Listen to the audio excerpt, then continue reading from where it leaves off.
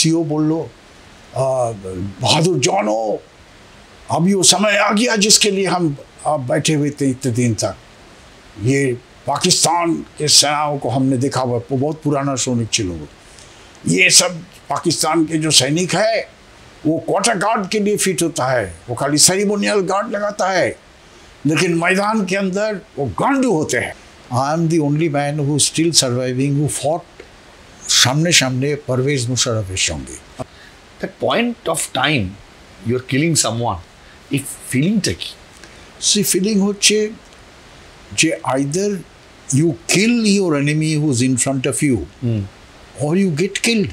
তুমি দেশের জন্য লড়াই করছো, you fight for the country, right? Wrong concept. We don't fight for the country.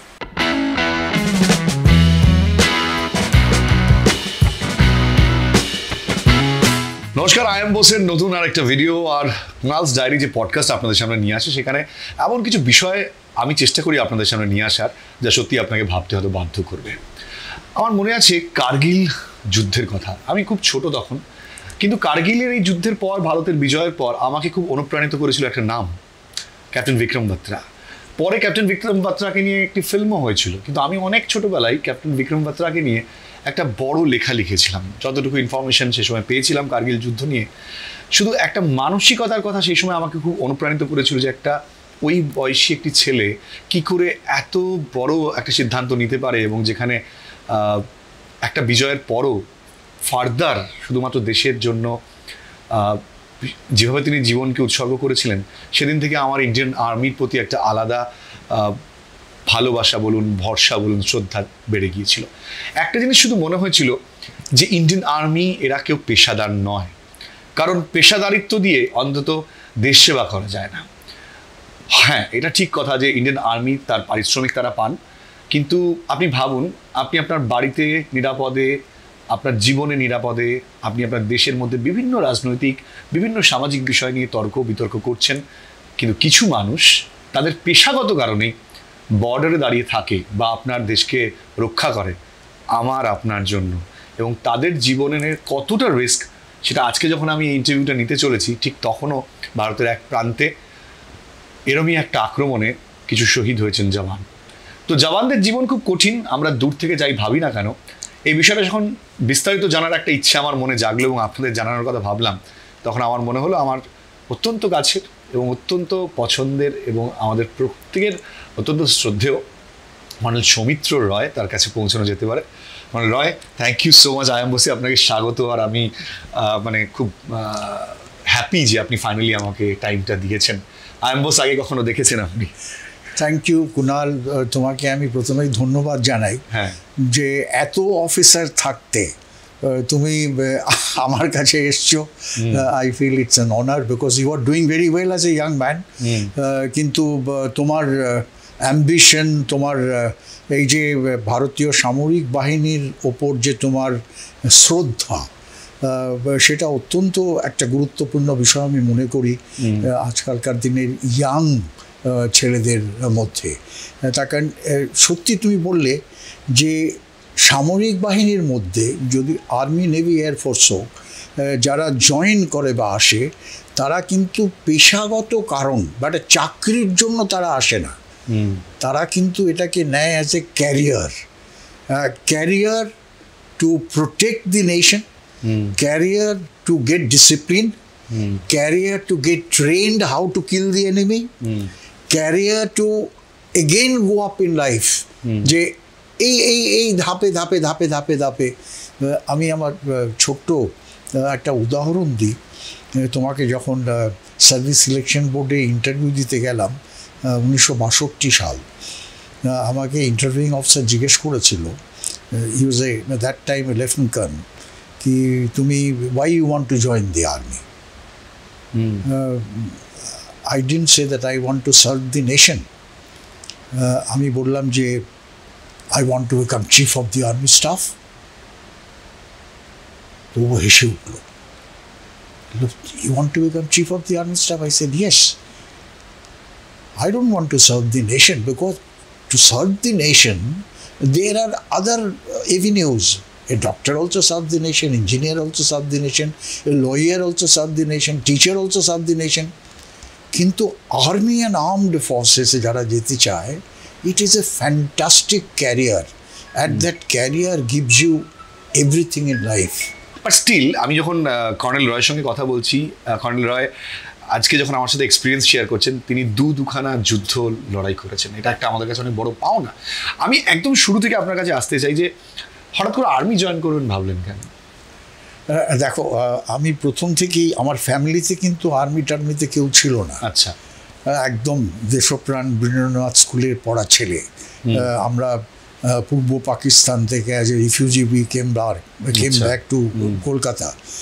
আর সেসব ঘটনা তো 3-4 বছর বয়স ছিল আমার তখন। আমি 44 বর্ন। তো আপনারা সেই সময় 47-এর সময় এসেছিলেন? হ্যাঁ, 47-এর সময়। তাও সেই আসার যে স্মৃতি এখনও কিন্তু মাথার মধ্যে ঘুরে, আমি যদি তোমার সঙ্গে শেয়ার করতে চাই। অনেক সময় বলি এটা যে মানে বাঙাল মানে বাঙালটা কোনো টার্ম, বাঙাল একটা লড়াইয়ের প্রতি। You are right. তখন এখনও আমার মনে আছে যে আমাদের বাড়ি ছাতের ওপরে আমার বাবা, কাকা, মা, পিসি, আমরা রীতিমতো ওপরে গরম জল আর আমাদের সেই দুনোলা বন্দুক, সেই সব দিয়ে আমাদের বাড়ির ওপরে অ্যাটাক হতো। আল্লাহ আকবার and all this and either you leave or you become a particular religion and give your daughters and so and so. মানে এগুলো স্মৃতি।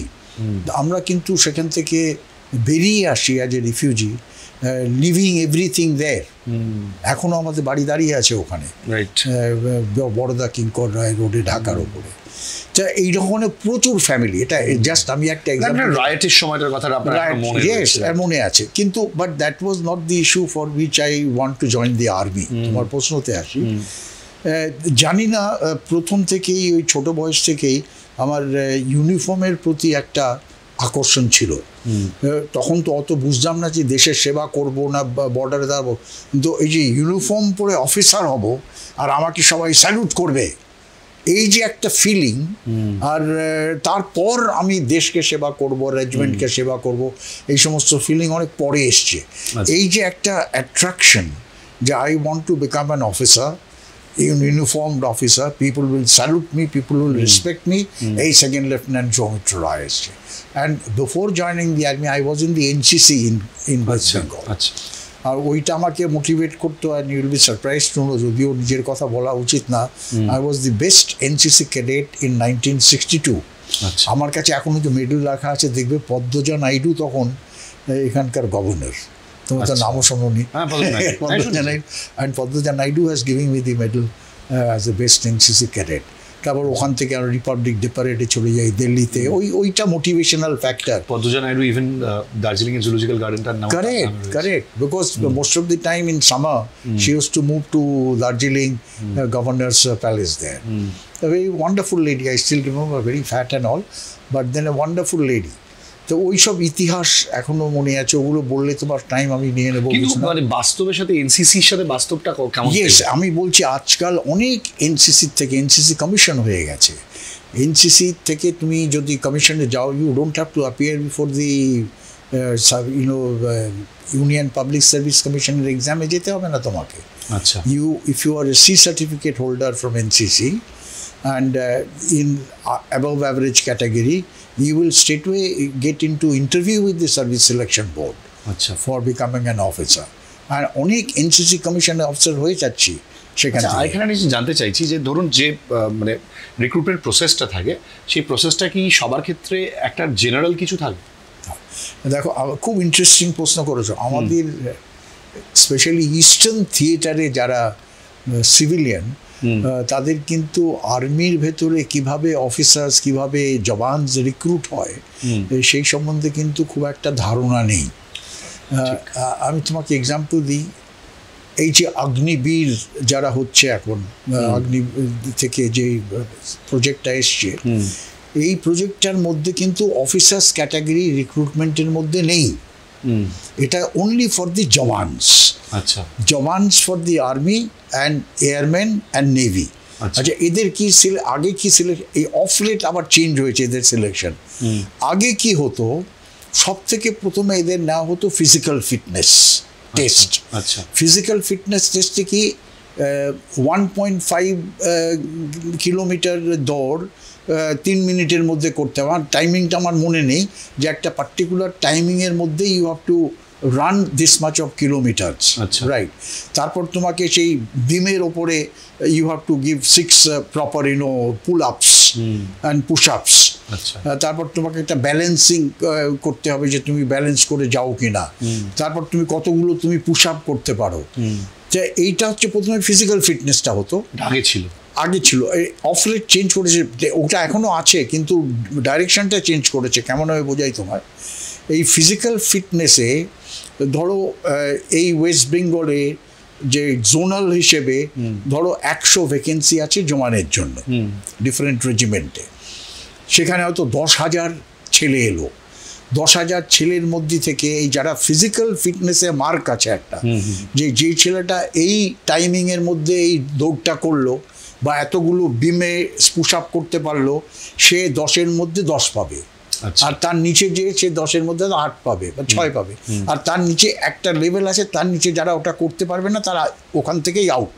আচ্ছা ঠিক আছে, তা ওইটা প্রথমে স্ট্রেনিং হয়ে গেল। এরপর অল ইন্ডিয়া লেভেলে, যে রিক্রুটমেন্টটা তো অল ইন্ডিয়া লেভেলে হচ্ছে, একটা রিটন টেস্ট আছে, simple, very simple for the jawans, যার মধ্যে general knowledge, who is the prime minister of your country, who is the chief minister of West Bengal, or something like that. Basic general knowledge. After all, standard is 12th class. Right. আর কিছু ওর মধ্যে mathematical weather তুমি analyse করতে পারো কিনা, ছোট ছোট প্রশ্ন ওর মধ্যে আছে। ওইটার একটা টেস্ট হয়ে আছে, রিটন টেস্ট। এবারে তুমি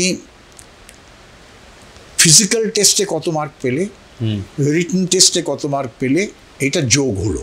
আচ্ছা, যোগ হওয়ার পরে তুমি যদি শুধু পাসই করলে না, because it is competitive, vacancy হচ্ছে 100, আর অথচ পাস হলো 1000, 10,000-এর মধ্যে, তখন ওই 100 যে টপ তাদের লাইন ড্র হয়ে গেল।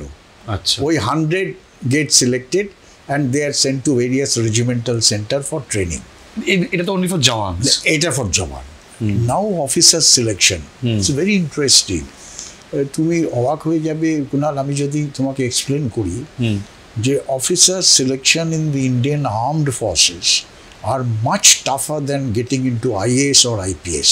আচ্ছা, কেন আমি বলি, প্রথম হচ্ছে অফিসার সিলেকশনের জন্য তোমাকে UPSC, ইউনিয়ন পাবলিক সার্ভিস কমিশনের থেকে রিটন টেস্ট পাস করতে হবে, যেটা all India level taste.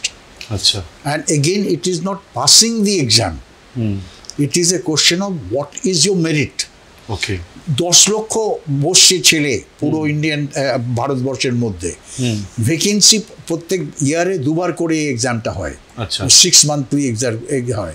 Vacancy depends on how many vacancies are in the OTA, officers training institute, how many in the IMA, and NDA এর জন্য আলাদা, for how many for national defence academy. ওটা আলাদা system, পরে explain করছি তোমাকে আমি। এইবারে তুমি ওখানে তুমি UPSC-তে রিটনে তুমি কি নাম্বার পেয়ে কি এলে, ধরো তুমি 10 লক্ষ বসেছে, তার মধ্যে থেকে 1000 যে টপ তাদের নাম সিলেক্ট হয়ে গেল। এইবারে ওই 1000-কে আলাদা আলাদা গ্রুপ করে there are service selection boards in various places in our country. Service selection board east Allahabad, service selection board south west Bangalore, service selection board north Roorkee. এইভাবে ভারতবর্ষকে 4টে জোনে ভাগ করে 4টে সার্ভিস সিলেকশন বোর্ড আছে। আচ্ছা আচ্ছা, সেখানে এই যে যারা 1000 let's A top in written, তাদের সেখানে ডাকা হয় ফর ইন্টারভিউ। আচ্ছা, দি ইন্টারভিউ ইজ ফর 5 days। আচ্ছা, 5 দিনের ইন্টারভিউ হয়? 5 দিনের ইন্টারভিউ। আচ্ছা, এখন ইন্টারভিউটাকে ব্রেক করা থাকে, যে interview is taken by 3 different selectors. আচ্ছা, psychologist, group testing officer, and interviewing officer. আচ্ছা, first is psychologist. What is psychologist? There are psychology tests আচ্ছা, সাইকোলজি টেস্টে তারা দেখে যে whether you have got positive psychology to deal with adverse situation in crisis. কেমন ধরনের প্রশ্ন হয়? আবার ভেরি ইন্টারেস্টিং, আমার ভালো লাগছে তুমি জিজ্ঞেস করছো। প্রথমে সাইকোলজি টেস্টে হয় কি sentence making test. What is sentence making test? 10 second তুমি আজকে হলের মধ্যে বসে আছো, ঠিক আছে, তোমার সামনে স্ক্রিন রয়েছে, পুরো কাগজ পেন্সিল নিয়ে বসে আছো। 10 সেকেন্ড তোমার সামনে একটা ওয়ার্ড আসবে, সেই ওয়ার্ডের ওপরে তোমাকে একটা সেন্টেন্স লিখতে হবে। আচ্ছা, ধরো মাদার। আচ্ছা, 10 সেকেন্ডের পরে চলে যাবে, চেঞ্জ হয়ে যাবে। তোমাকে 10 সেকেন্ডের মধ্যে একটা লিখতে হবে মাদারকে নিয়ে। My mother is very kind hearted. আচ্ছা, কেউ হয়তো লিখলো আই হ্যাভ নো মাদার। আচ্ছা, কেউ হয়তো লিখলো my mother is very tough with me. আচ্ছা, বিকজ সাইকোলজিক্যাল গ্রাউন্ডে দেখছেন। তারপরে হয়তো একটা ওয়ার্ড এলো father. somebody my father is very honest. Somebody my father is always scolding me when I come late at home. Okay. Somebody is writing my father is always scolding me because I meet with so and so fellow. যেই থটটা তোমার মাইন্ডে প্রথমেই আসবে, right, that thought you will be writing in the paper. এই ধরনের 7টা word তোমার কাছে আসবে। আচ্ছা, অ্যান্ড তোমাকে you have to make 60 sentences. মানে ইনোভার সাইকোলজিক্যাল টেস্টের একটা পার্ট এটা। This is one part. Second part of psychology test again is very interesting, লোকে জানে না। তোমার সামনে একটা ছবি আসবে, ব্লার্ড একটা ছবি ধরো, সেই ছবিটা দেখে 3 মিনিট তুমি সময় পাবে। 3 মিনিটে তোমাকে ওই ছবিটা নিয়ে একটা স্টোরি লিখতে হবে। দেখলে রাস্তা একটা হয়তো ক্রসিং, একটা গাড়ি আরেকটা গাড়ির সঙ্গে ধাক্কা লেগে আছে, কয়েকটা লোক এরকম করে চিৎকার করছে, কেউ হয়তো পড়ে আছে, এরকম একটা অ্যাক্সিডেন্টের একটা ছবি তোমার কাছে blurred, it will not be very clear. তুমি কি ইম্যাজিন করছো ওই ছবিটা দেখে, তোমাকে লিখতে হবে একটা স্টোরি ওই 3 মিনিটের মধ্যে। ওকে, ওকে, তোমাকে একটা এক্সাম্পল দিই। কেউ হয়তো লিখবে I was going to bazaar, suddenly I saw one car came and dashed with another car, and that car, the fellow who fell down from the car got badly wounded. Then the other people came out and they started hitting the other driver who bashed the car, and there was a lot of jhagra, halla gulla, and people were fighting with each other and all, you know. একজন হয়তো এটা লিখবে। আরেকজন লিখবে যে I was going, suddenly I saw this accident and I rushed there. I picked up the man who was wounded and I phoned up the ambulance. Similarly, the ambulance came. I took the man to the hospital, and after some time, the man became all right and phoned me up. Thanks for saving my life. Achha. Somebody will write like that. Now, who's got positive psychology? The fellow who wrote the second story. Right. The fellow who wrote there was a lot of jhagra, mara-mari, hum-tum. He hasn't got a positive psychology. কতটা maturity আছে সেটা দেখার চেষ্টা করছে। It is not maturity. You see, there are officers like qualities. Now, the assessor is trying to find out whether you have the officers like qualities or not. Now, you ask me what is officers like qualities? Now, it is again a very vague term. Officers like qualities are normally broken into 4 factors. Like, one is your planning and organizing. তুমি একটা ঘটনাকে দেখে সেই ঘটনা যদি তোমার সামনে একটা সিচুয়েশন আসে, সেটাকে তুমি ঠিক করে প্ল্যান করে অর্গানাইজ করতে পারো কিনা। সেকেন্ড ফ্যাক্টর কি, যে ডাইনামিক্স হচ্ছে কি, unless you have that mind, right, physical fitness, you are fit, you can take action physically for any work, right, then you are dynamic. But suppose you are not physically fit and you are mentally something worried and all, you know, you will not have that qualities of dynamics. তারপর হচ্ছে কি social effectiveness. What is social effectiveness? Because as an officer, you will be in a social organization, and সেখানে তোমার জওয়ানের সঙ্গে mix করতে হবে, junior commission officer mix করতে হবে, তোমার ফ্যামিলি তাদের ফ্যামিলির সঙ্গে। সেখানে তুমি effectively you have got the social qualities. এই পয়েন্টটা একটা জিনিস জানতে চাইছি, শুরুতে আমি হয়তো ইন্ডিভিজুয়ালসকে এভাবে না বলা যেতে পারে, বাট যেহেতু কিছু নাম বিখ্যাত হয়ে যায় ইন্ডিয়ান আর্মিতে, সেরকমই ক্যাপ্টেন বিক্রম বাত্রার নামটা বলছিলাম। আমি দেখছিলাম যে ক্যাপ্টেন বিক্রম বাত্রার মৃত্যুর পর যখন তাকে পরমবীর চক্র দেওয়া হয়েছিল, সেখানে একটা বক্তব্য রাখা হয়েছিল যে ক্যাপ্টেন বাত্রার মতন আর্মি অফিসার্স ইন্ডিয়ান আর্মিতে খুব কমই আসে, যারা মানে এই লেভেলের ডেডিকেশন থাকে দেশের জন্য, এবং কার্গিলের সাফল্য তো আমরা সবাই জানি। আমি জাস্ট এই জায়গা থেকে জানতে চাই যে এই ধরনের অফিসার্সরা মানে আর্মিতে তো অনেকেই কাজ করছেন, কিন্তু কেউ কেউ সেই পর্যায়ে পৌঁছে যাচ্ছেন, কি কোয়ালিটিসগুলো মানে ব্যক্তিগত কোয়ালিটিটা ম্যাটার করে, মানুষ হিসেবে সে কেমন? অফকোর্স তোমার ব্যক্তিগত কোয়ালিটিতে যদি এই কোয়ালিটিগুলো না থাকলো, তারপর ফ্যাক্টর সোশ্যাল এফেক্টিভনেস আমি বললাম, তারপর একটা ব্যাপার আছে ফ্যাক্টর সোশ্যাল অ্যাডজাস্টমেন্ট, তুমি অ্যাডজাস্ট করতে পারো। তুমি বিক্রম বাত্রা, ওকে, he is an officer who has become a legend, let's say. But there are many such officers. There are many such events which have taken place in war which never come into limelight. যেহেতু তাদের সম্বন্ধে কারোর লেখার সুযোগ ছিল না, মিডিয়াও ছিল না। Vikram Batra is one, he was highlighted. I'm very Captain Nachiketar আমার প্রথম নাম শুনেছিলাম। Right. I'm very sort of I don't mind hesitate in telling the name. He was highlighted by Barkhadat. Barkhadat is one who highlighted these officers in a great way. But how many people knew? There are so many incidents which has taken place. There are so many officers, there are so many Jawans, so many JCOs who have done hundreds of this kind of activities, you know, this kind of courage they have shown in the face of enemy, leadership qualities. But they go unnoticed. Right.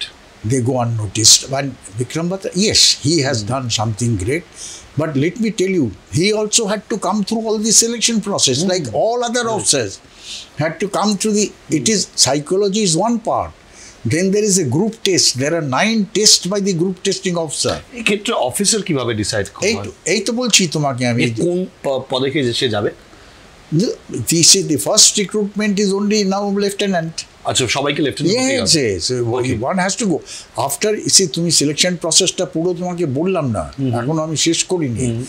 Group psychology test, তারপর group testing হবে, তোমাকে একটা group বানিয়ে দেয় 10 জনের group, সেখানে 9টা test আছে গ্রুপ টেস্টিং অফিসারের।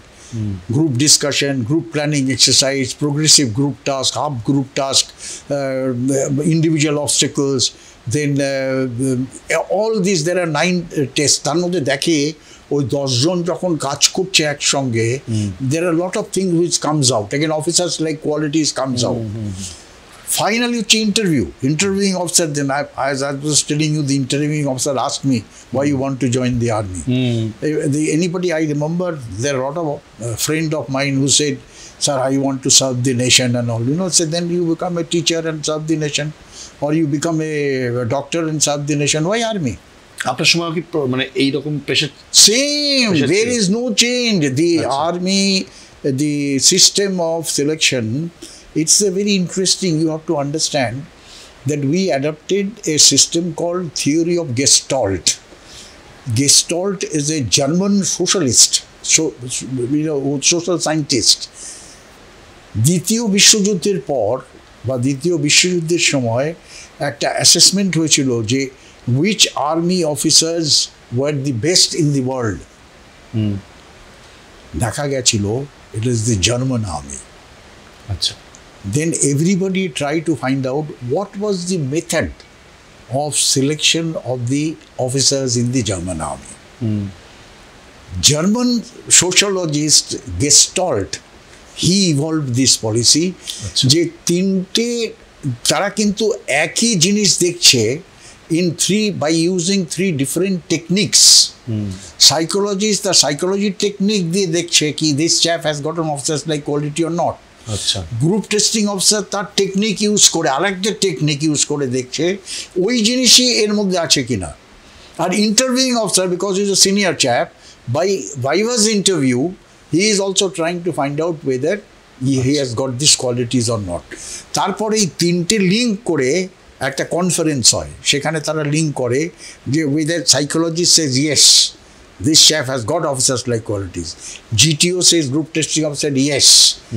The interviewing officer said yes. যদি কোনো ভেরিয়েশন হয় তখন ইন্টারভিউইং অফিসার ইন্টারফিয়ার করে আচ্ছা why you think that নিজেদের মধ্যে আপনি বলছেন খুব টাফ প্রসেস অ্যাবসলিউটলি এরপরে হলো না এখনো হয়নি তুমি এর মধ্যে সিলেক্ট হলে ধরো হ্যাঁ সিলেক্ট হওয়ার পর you have to be sent for a medical test another for 10 days আচ্ছা তোমার রক্ত তোমার হার্ট তোমার কিডনি তোমার brain everything is seen examine by the medical hospital command hospital and all and finally they gave clearance yes is medically fit because training is very tough physical test হয় মানে physical test এখন তো physical test হচ্ছে না আচ্ছা physical test comes out in group test বললাম না group testing officer ধরুন জওয়ানদের ক্ষেত্রে যেটা একটা প্রাইমারি একদম রাইট অফিসারদের ক্ষেত্রে সেটা না বাট গ্রুপ টেস্টিং অফিসার এর physical test is out of the 9 test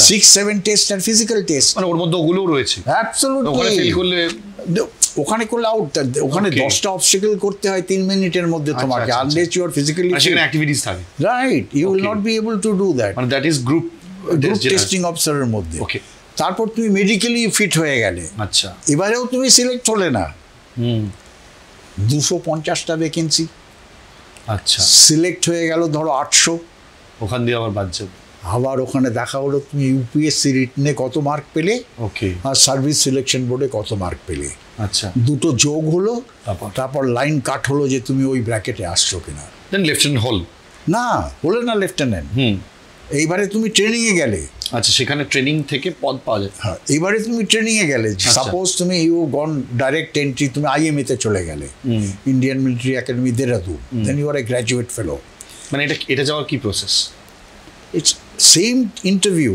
আচ্ছা মানে এটা কি বলছেন যে ওই ওখান থেকে সিলেকশন হবে না মানে ইন্ডিয়ান মিলিটারি একাডেমিতে কারা যেতে পারে এই যে বললাম না যে ইন্ডিয়ান মিলিটারি একাডেমিতে যাওয়ার জন্যেও তোমার minimum basic qualification academic qualification should be graduate আচ্ছা age factor you should be up to the age of 21 okay right and then you have to apply for this UPSC exam যেটা তোমাকে বললাম same procedure ইউপিএসসিতে তুমি এক্সামে তুমি ওই ব্র্যাকেটে চলে এলে টপ ব্র্যাকেটে তারপর তুমি ইন্টারভিউতে গেলে 5 দিন সার্ভিস সিলেকশন বোর্ড আচ্ছা মানে এটা কি মিলিটারি একাডেমির মধ্যেই এই পুরো ব্যাপারটা নো এটা অল ইন্ডিয়া লেভেল মানে কিন্তু মিলিটারি একাডেমি তাহলে ওই পার্টটা কি মানে ওই জায়গা থেকে শিখছে কি তাহলে সেখানে না এবারে তুমি as a raw man you have been selected to become an army officer acha right so you have been sent to Indian Military Academy Dehradun okay মানে after ওই সিলেকশন হওয়ার পর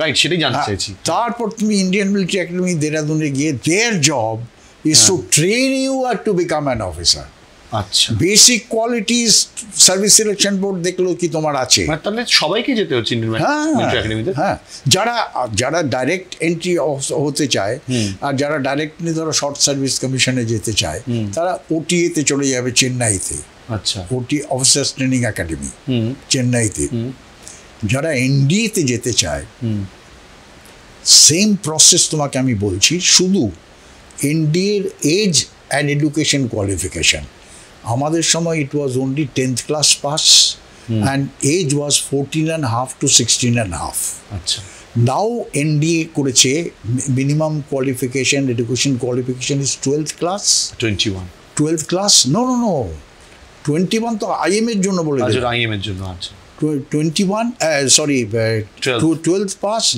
and age maximum should be from 15.5 to 17 আচ্ছা তো 17 মানে 17 বছরে তুমি হয়ে যাও তুমি 12th ক্লাস করে নাও 17 কি 18 হ্যাঁ তারপর তুমি 3 বছর এনডিএ তে ট্রেনিং করতে হবে আচ্ছা 3 বছর এনডিএ তে ট্রেনিং করার পর তুমি এনডিএ তে হচ্ছে ক্যাডেট তুমি তখনও টিনেজ তুমি তখনও ম্যাচিওর হওনি you have not become an adult সেখানে 3 বছর ট্রেনিংয়ের এনডিএ হচ্ছে কম্বাইন্ড ট্রেনিং সেখানে কোনো আর্মি অফিসারের আন্ডারে থাকবে সমস্ত মানে it's an fantastic organisation you go to NDA in Kharagpur Pune তুমি দেখে অবাক হয়ে যাবে যে ভারতবর্ষের মতো দেশে অফিসাররা এইভাবে ট্রেন্ড হয় এখন আমি তোমাকে কত বছরের ট্রেনিং 3 বছর এনডিএতে, তারপর তুমি 3 বছর পর তুমি যদি আর্মিতে অফিসার হতে চাও তোমাকে পাঠিয়ে দেবে দেরাদুনে আবার 1 বছরের ট্রেনিং। আচ্ছা, so it will take 4 years for you become an officer. শুধু তাই না, অনেকে নিতে পারে না, দি হার্ডশিপ। আপনার অভিজ্ঞতা একটু বলুন না প্লিজ। যেমন আমি তো চামার তো আমি নামই ভুলে গেছিলাম, আমি কে বলছি, মানে কেমন বলছি তো 6 মাস তো আমি আমার নামই ভুলে গিয়েছিলাম আমি কে। কিরকম খাটনি শুরুটা হয় প্রথমে? It is a very tough training, let me tell you. প্রথমে তো তোমাকে মোটিভেট করে দেয় যে you forget who you are, whether you are a রাজার ছেলে অর ইউ আর এ গরিব ব্রাহ্মণের ছেলে অর চাষার ছেলে, they want to make you as a thinking as a one person, right? তো সেখানে আর্লি মর্নিং উঠে 4টের সময় তোমাকে বিগুল বাজিয়ে উঠিয়ে দেবে, and then you have to do your physical training শুরু হয়ে যায়। ফিজিক্যাল ট্রেনিং টাফ, 1 ঘন্টা ফিজিক্যাল ট্রেনিং করতে হবে। তারপর তুমি দৌড়ে চলে যাও ব্রেকফাস্টের জন্য, ব্রেকফাস্ট করে যত তাড়াতাড়ি সম্ভব তারপর তোমার ক্লাস শুরু হয়ে যায়, ওয়েপন ট্রেনিং ক্লাস, ড্রিল, তারপর তোমার ইউনো একাডেমিক ক্লাস। বিকজ এখন এনডিএতে, আমাদের সময় ছিল না, এখন এনডিএতে তোমাকে 11টা সাবজেক্ট পড়তে হয়, because it is recognized by JNU. So when you pass out from NDA, you get a degree also from the JNU, degrees in humanities, science or commerce. And at the same time, you become a gentleman cadet when you go to IMA, because you have now got into youth from the teenage. Okay. 19 বছরের মধ্যে NDA সবাই শেষ হয়ে যায়। 17 বললাম, 17, 18, 19, 3 বছর। আর এদিকে যদি কেউ 16 বছরে থাকে, 18.5 বছরে এনডিএ থেকে বেরিয়ে যায়। কিন্তু এনডিএতে হচ্ছে combined training of army, navy and air force. National defence academy last term যখন থাকে তখন তোমাকে জিজ্ঞেস করতে হয় তুমি এয়ারফোর্সের অফিসার হতে চাও, না তুমি নেভি, না তুমি আর্মি। তাহলে আমি এয়ারফোর্স ডিভিশনটা এখান থেকে লাস্ট টার্ম থেকে না। তখন যে আর্মিতে যারা হতে চায় তাদের পাঠিয়ে দেয় আইএমএ দেরাদুনে, যারা এয়ারফোর্সে তারা চলে যায় এয়ারফোর্স একাডেমি গুন্ডেগাল, যারা নেভিতে যায় air force academy, navy Naval academy, let's say Cochin or some places যেখানে নেভাল একাডেমিগুলো আছে, সেখান থেকে তারা আবার 1 বছর ট্রেনিং করার পর then they become officer. Pilot officer তো এখন উঠে গেছে, ফ্লাইং অফিসার স্টেটওয়ে, আর আর্মিতে স্টেটওয়ে লেফটেন্যান্ট, সেকেন্ড লেফটেন্যান্ট উঠে গেছে। আমি একটু পদগুলো পরপর জানতে চাই, লেফটেন্যান্ট থেকে শুরু হলো, দেন আর্মিটা বলি আগে। প্রথমে লেফটেন্যান্ট হচ্ছে 2টো স্টার, ওকে। তারপর হচ্ছে ক্যাপ্টেন, 3টে স্টার, ওকে। তারপর হচ্ছে মেজর, এটা অশোকা পিলার, আচ্ছা। তারপর হচ্ছে lieutenant colonel, Ashoka pillar and 1 star. তারপর হচ্ছে কর্নেল, অশোকা পিলার অ্যান্ড 2টো star, red collar, right, red collar পেয়ে গেলে তুমি। তারপর হচ্ছে ব্রিগেডিয়ার, একটা অশোকা পিলার, 3টে স্টার। তারপর হচ্ছে major general, sword baton and 1 star. Lieutenant General, sword baton and Ashoka pillar. General, sword baton, 1 Ashoka pillar, 1 star. আচ্ছা, এবার ধরুন খুব জানতে ইচ্ছে করবে যেটা হচ্ছে প্রসেস, মানে একটা লেফটেন্যান্ট থেকে এবার পরের ধাপটা যদি যখন যাচ্ছেন এটার প্রসেসটা দেখো। লেফটেন্যান্ট থেকে ক্যাপ্টেন হতে মিনিমাম 3 বছর লাগে, আচ্ছা। When you have 3 years of service, there is no selection, automatically you become a captain. তোমার স্যালারিও বেড়ে যায়, আচ্ছা, তোমার রেসপন্সিবিলিটিও বেড়ে যায়, প্লাস তোমার অ্যাপয়েন্টমেন্টের আপগ্রেড হয়ে যায়। তুমি লেফটেন্যান্ট থেকে ক্যাপ্টেন 3 বছর। এটার জন্য কিছু দেখে? হ্যাঁ, কি কমান্ডিং অফিসার, যেখানে তুমি যে ইউনিটে তুমি সার্ভ করছো, এটা all depends on commanding officer. 3 বছর নাও হতে পারে না 3 বছরই হয়। ওই মানে এটার মানে আমি সেটা বলছি, যোগ্যতার ব্যাপার তো আছে এর মধ্যে। যোগ্যতা এটা হতে ক্যাপ্টেন হবে, রাইট। আচ্ছা, এর মধ্যে কোনো যোগ্যতা আসে কর্নেল র্যাঙ্ক থেকে, ওকে। এটা হচ্ছে টাইমস এর হয়ে যাবে, যে 3 বছর সার্ভিস হয়ে গেল। এবারে 3 বছর থেকে 6 বছর মধ্যে তুমি মেজর হবে, কিন্তু তার মধ্যে একটা গুন্ডি লাগানো আছে যে একটা এক্সাম হয় আর্মির মধ্যে, পার্ট বি। তোমাকে পার্ট বি এক্সাম পাস করতে হবে, আর 6 বছরের যেই তোমার সার্ভিস হয়ে গেল তুমি মেজর হয়ে গেলে, আচ্ছা, ঠিক আছে। তারপর হচ্ছে মেজরের পরে লেফটেন্যান্ট কর্নেল। লেফটেন্যান্ট কর্নেল হচ্ছে 13 বছর, means the moment you complete 13 years তুমি লেফটেন্যান্ট কর্নেল হয়ে গেলে, 1 স্টার 1 পিলার। কিন্তু তার সঙ্গে তোমাকে part D, part B, part D pass করতে হবে। এরপর আসে ফুল কর্নেল। এবারে ফুল কর্নেল থেকে সিলেকশন গ্রেড হয়ে যায়। তখন there is an army headquarter and the MS ব্রাঞ্চের মধ্যে সিলেকশন বোর্ড বসে, আচ্ছা। বসে পুরো ইন্ডিয়ান আর্মির ওই ব্যাচের অফিসারদের তারা ACR আর অ্যানুয়াল কনফিডেন্সিয়াল রিপোর্ট, তার কি সে কী করেছে না করেছে এই সমস্ত জিনিস, তার কোর্সের কী রিপোর্ট, ভেরিয়াস আর্মি কোর্স করে তার কী রিপোর্ট, এই সমস্ত দেখে সে স্ট্যাম্প লেগে যায়, yes he is selected for full kernel. আচ্ছা, তারপর এরপর হচ্ছে brigadier also selection grade rank, selection করে হয়। তারপর হচ্ছে মেজর জেনারেল, তাও সিলেকশন। এরপরে যত আছে appointment, everything is on the selection grade. তোমাকে একটা এক্সাম্পল দিই, এটা ইটস এ পিরামিড। লাইক বেসটা হচ্ছে বড়, যেখানে মানে লেফটেন্যান্ট থেকে বড়, যত তুমি ওপরে যাচ্ছ তত সংখ্যা কমে যাচ্ছে। ফর এক্সাম্পল আমাদের সময় out of 40,000 officers, the full colonel used to be only 300. তার মানে you had reached that level that out of 40,000 you are in the bracket of 300 to become a full colonel and command a battalion or a deputy commander of a brigade. আর এখন ওটা আরেকটু বেড়ে গেছে, যেহেতু সংখ্যাটাও বেড়ে গেছে। Let's say out of 45,000 officers, 50,000 officers, there will be 1,500 full colonels. That means the moment you become a full colonel, you have achieved a lot in life. আচ্ছা, ধরুন যারা জওয়ান আর্মির মূলত একটা বড় পার্ট, যারা ইন্ডিয়ান আর্মিকে সার্ভ করছে, অফিসার্সদের যারা স্তম্ভ অ্যাকচুয়ালি, তারাও তো এই পদগুলোতে একটা সময় পরীক্ষা দিয়ে আসতে পারে, এরকম কি পসিবিলিটিস থাকে? তো দেখো, সে তো প্রথম থেকেই তো তাদের অপরচুনিটি থাকে। জওয়ান থেকে অফিসার হওয়ার সিস্টেম আছে। আচ্ছা, যেটা আমাদের আর্মির ভেতরে একটা ইনস্টিটিউশন আছে, আর্মি ক্যাডেট কলেজ, ACC বলে তাকে, ঠিক আছে? সেই জওয়ান যাদের ধরো কোয়ালিফিকেশন আছে up to say intermediate level, একটা মিনিমাম করা থাকে, যে আজকাল তো গ্র্যাজুয়েট জওয়ান হচ্ছেও তো। আর এজ ফ্যাক্টর, যে they should not be more than 23 years or 25 years, and they should have this much of service as a jawan, plate down করা থাকে। Then they can appear for this army cadet college through commission, through army cadet college. কিন্তু তাদেরও UPSC পরীক্ষা দিতে হয় না, but they have to go for service selection board. এদের পদগুলো কি হয়? Same, they will have to come and join the IMA। মানে ধরুন সুবেদার বা যারা, ও আচ্ছা, তুমি সেই জওয়ানের লেভেলে, ওই লেভেলে অফিসার হওয়া যায় না। তারা কোথায় গিয়ে থেমে যায়? প্রথম র্যাঙ্ক হচ্ছে জওয়ান, সিপাহি। হ্যাঁ, নর্মাল তার কিছু থাকে না, খালি রেজিমেন্ট লেখা থাকে এখানে।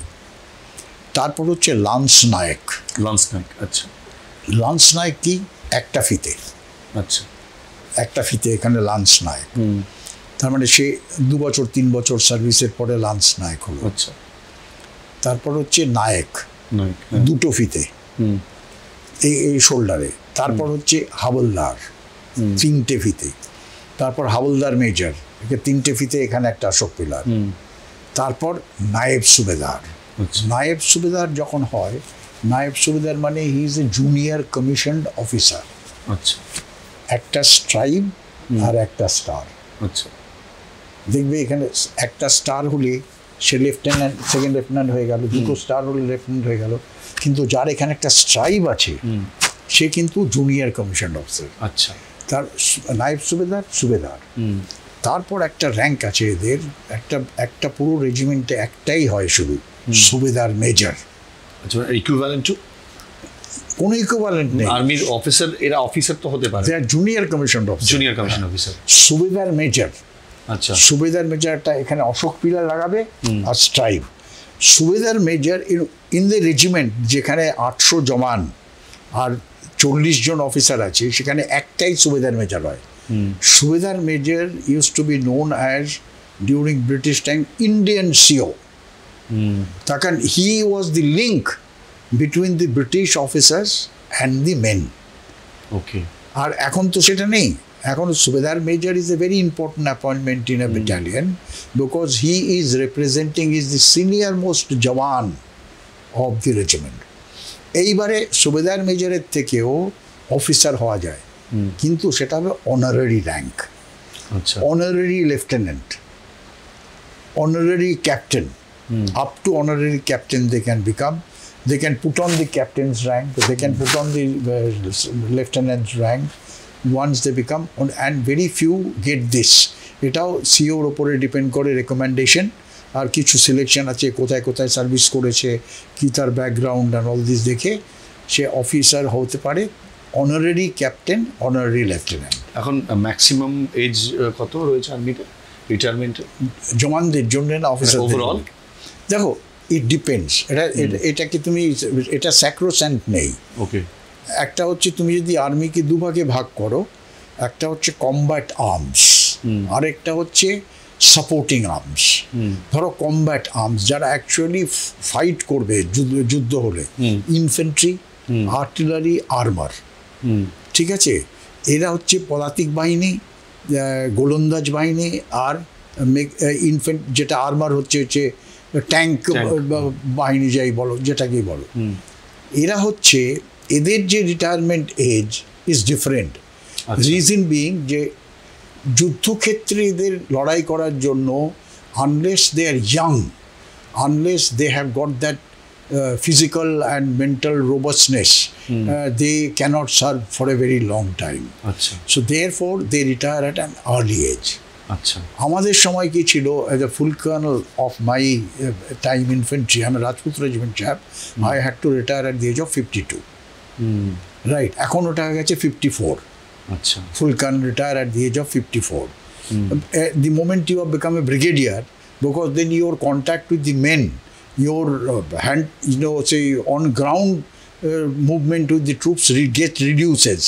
So brigadier age হচ্ছে 56 years. মানে কি ম্যাক্সিমাম? Major general 58 years. আচ্ছা, আর lieutenant general 58 years. And general is only one in the Indian Army, chief. ধরুন বিপিন রাওয়াতের মতন ব্যক্তিত্বরা যারা যে এজে গিয়ে কাজ করেছেন, সেখানের পোস্টিং এর সেই এজ ডিউরেশনটা কি? 60 years. 60 years? Yes. আচ্ছা, 60 years হয়ে গেল, he retired as a chief. But then the new appointment is created, CDS, Chief of Defence Staff, যার জন্য আরো 4 বছর সেই তার এই ফ্যাক্টরটা বাড়িয়ে দিয়েছে, বেড়ে গেছে। Because you are not physically climbing a mountain. That's true. You are not physically going in desert. অনেকের যেমন ধরুন যারা এক্স সার্ভিস করেন বা অনেক সময় এক্সটেন্ড করেন, আর্মির এই সিস্টেমটা কি? অনেকেই জব কন্টিনিউ করেন। জওয়ানদের ক্ষেত্রে because jawans retire at the age of 35. যেহেতু আপনি বলছেন যে ওই শারীরিক ক্ষমতাটা থাকছে না। না না না না না, নট দ্যাট। জওয়ানের ক্ষেত্রে তুমি জওয়ানের ক্ষেত্রে নিয়ে আসি। প্রথমে অফিসার যে শর্ট সার্ভিস কমিশন বলছিলাম, শর্ট সার্ভিস কমিশনদের একটা ক্লজ ছিল যে তুমি যে 10 বছর সার্ভিসের পরে if you are not found fit to carry on, because there are assessment done by various officers during your career, then you have to leave and you don't get any pension, you don't get any gratuity, you don't get anything. তুমি 10 বছরে যা salary পেয়েছো ওইটাই তোমার হয়ে গেল। বাকি তুমি কোনো you are not given the title of ex serviceman. Okay, কিন্তু এক্স সার্ভিসম্যানের টাইটেল তখনই পাবে যারা those who have retired and they are earning pension by the government. Okay. Now তুমি যেটা আনলি ব্যাপারটা এবারে জওয়ানের লেভেলে নিয়ে আসি। এ জওয়ান if he has not earned the rank of a হাবলদার or a নায়েব সুবেদার, he can only serve for 15 years. Okay. তার মানে 20 বছরে এসে যদি রিক্রুট হয়, 35 বছর বয়সে he has to, whether he wants or he doesn't want, he has to retire. আর সেখানে কি তাদের এক্সামিনেশন হয়?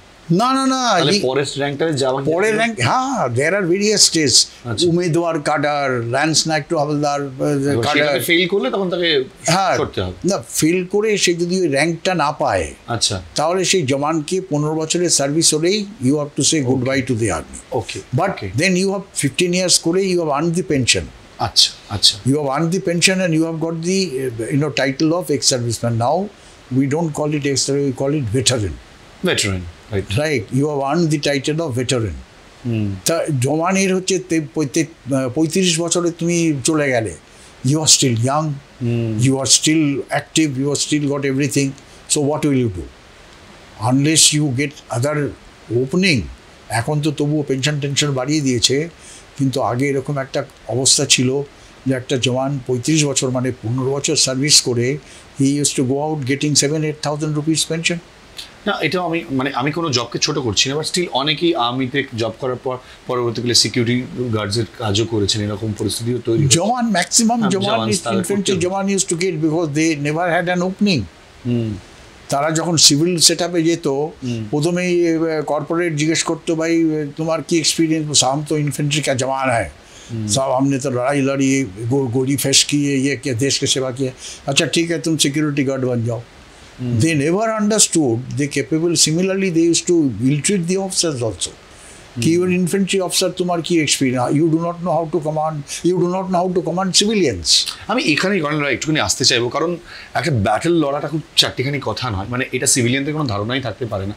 আমি অনেক আর্মি জওয়ানসকে দেখেছি যারা এই ধরনের কাজ করেন।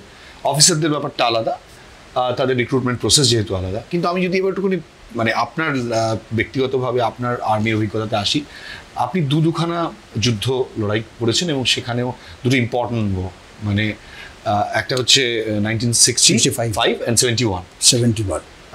এই দুটোর অভিজ্ঞতা মানে একটু যদি আপনি শেয়ার করেন, মানে আপনি কিভাবে মানে শুরুটা হলো এবং কি ফেস করলেন? দেখো, it's a long story but I remember each and every incident. 1965 সালের যুদ্ধ। আমি তখন 20 রাজপুত ব্যাটালিয়নের second lieutenant commando. By then I have become a commando. আমরা পুরো একটা কোর নিয়ে শিয়ালকোট সেক্টরে ঢুকে গেলাম। আচ্ছা।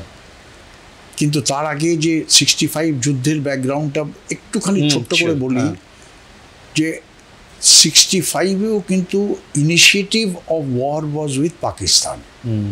ইট was not, initiative was not with us. মানে এই যুদ্ধটা যে ইনিশিয়েট করলো পাকিস্তান করেছিল। কি হলো? ছামঝরিয়া, জম্মু অ্যান্ড কাশ্মীরের নিচে, জম্মুর একটু নিচে, সেখান থেকে আইয়ুব খান, তখন Pakistan army was fully equipped with American equipments, war equipments. Lal Bahadur Shastri prime minister, I think.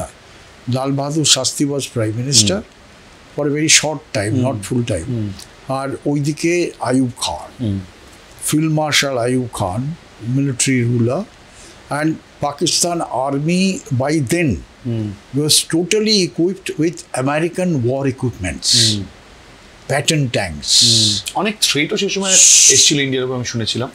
Threat মানে the Ayub Khan, the only aim was to take Kashmir by force. মানে থ্রেটটা ছিল from America, মানে part of America. No, I won't say from America. It is Pakistanis who did it. আচ্ছা। Pakistan army wanted, Pakistan army, what Ayub Khan thought, that Indian army was badly mauled in 62. Right. Totally demoralized. War equipment finished. যা war equipment ছিল সব পুরনো war, মান্ধাতার আমলের সব war equipment reorganize হতে Indian আর্মির time লাগবে। Right. Pakistan army never fought a war before that. 48-47 though they fought in Jammu and Kashmir, but they were prepared for an opportune moment militarily to take over Jammu and Kashmir. Right. So what Ayub Khan did? এখানে একটা প্রশ্ন আমি add করতে চাই, যদিও কত relevant আমি জানি না। অনেকেই বলেন যে আপনি যেহেতু 62-র কথা বললেন, অনেকেই বলেন যে 65-এ এই চ্যালেঞ্জটা নেওয়া লাল বাহাদুর শাস্ত্রীর মতন প্রাইম মিনিস্টারের কাছে ডেফিনেটলি একটা বড় স্টেপ ছিল। কারণ 62 ইন্ডিয়ার ওইরকমভাবে একটা পরিস্থিতি দেখার পর 65 ইন্ডিয়া প্রিপেয়ার ছিল না। বাট স্টিল এটা অনেকেই বলেন যে প্রাইম মিনিস্টার এখানে একটা অনেক বড় সাহস দেখিয়েছিলেন, অ্যাটলিস্ট পিছনে সরেনি। আপনি সে সময় ছিলেন, আপনাকে তাই মনে হয়? Absolutely. I give him full credit. I'll tell you why. Because when Ayub Khan's pattern tank নিয়ে armored division ছামঝরিয়া দিয়ে ঢুকে জম্মু অ্যান্ড কাশ্মীরকে কাট অফ করার চেষ্টা করলো, we thought that our Jammu and Kashmir is cut off. It is gone. Lal Bahadur Shastri gave free hand to then army chief General Jayantonath Choudhury, Bahali, Armored Corps, that you take action. So what action we took? We send one column to capture Lahore. From Amritsar থেকে সোজা 25 kilometre আমরা ইশোগিল canal পার করে লাহোরের দিকে ঢুকে গেছিলাম। Actually our troops had already reached Lahore airport. আরেকটা sector, Sialkot sector দিয়ে আমরা পুরো একটা core army with armour division, 1 armour division. আমরা ঢুকে গেলাম সাম্বা ওই দিক থেকে ঢুকে গিয়ে সেখানে আমি জানতে চাই we wanted to threaten Sialkot যেগুলো থাকে বা ফুড যে ক্যারি হয় এটা কি মানে সাথে সাথেই এভরিথিং পেছনে যেতে থাকে? হ্যাঁ, সঙ্গে সঙ্গে থাকে, প্লাস আমাদের লজিস্টিক্স মুভমেন্ট করে পেছনে পেছনে, যেটা আমরা এফএসলন বলি, বিএসলন বলি। তার মধ্যে food, ammunition, everything keeps on moving. মানে সেটা ব্যাটালিয়নের it is a part of the battalion organization. Okay, তার আলাদা কমান্ডার ইয়ারমার্ক থাকে, normally quarter master is in charge for this. FH-Lon, normally it is the support company commander who's in charge of this.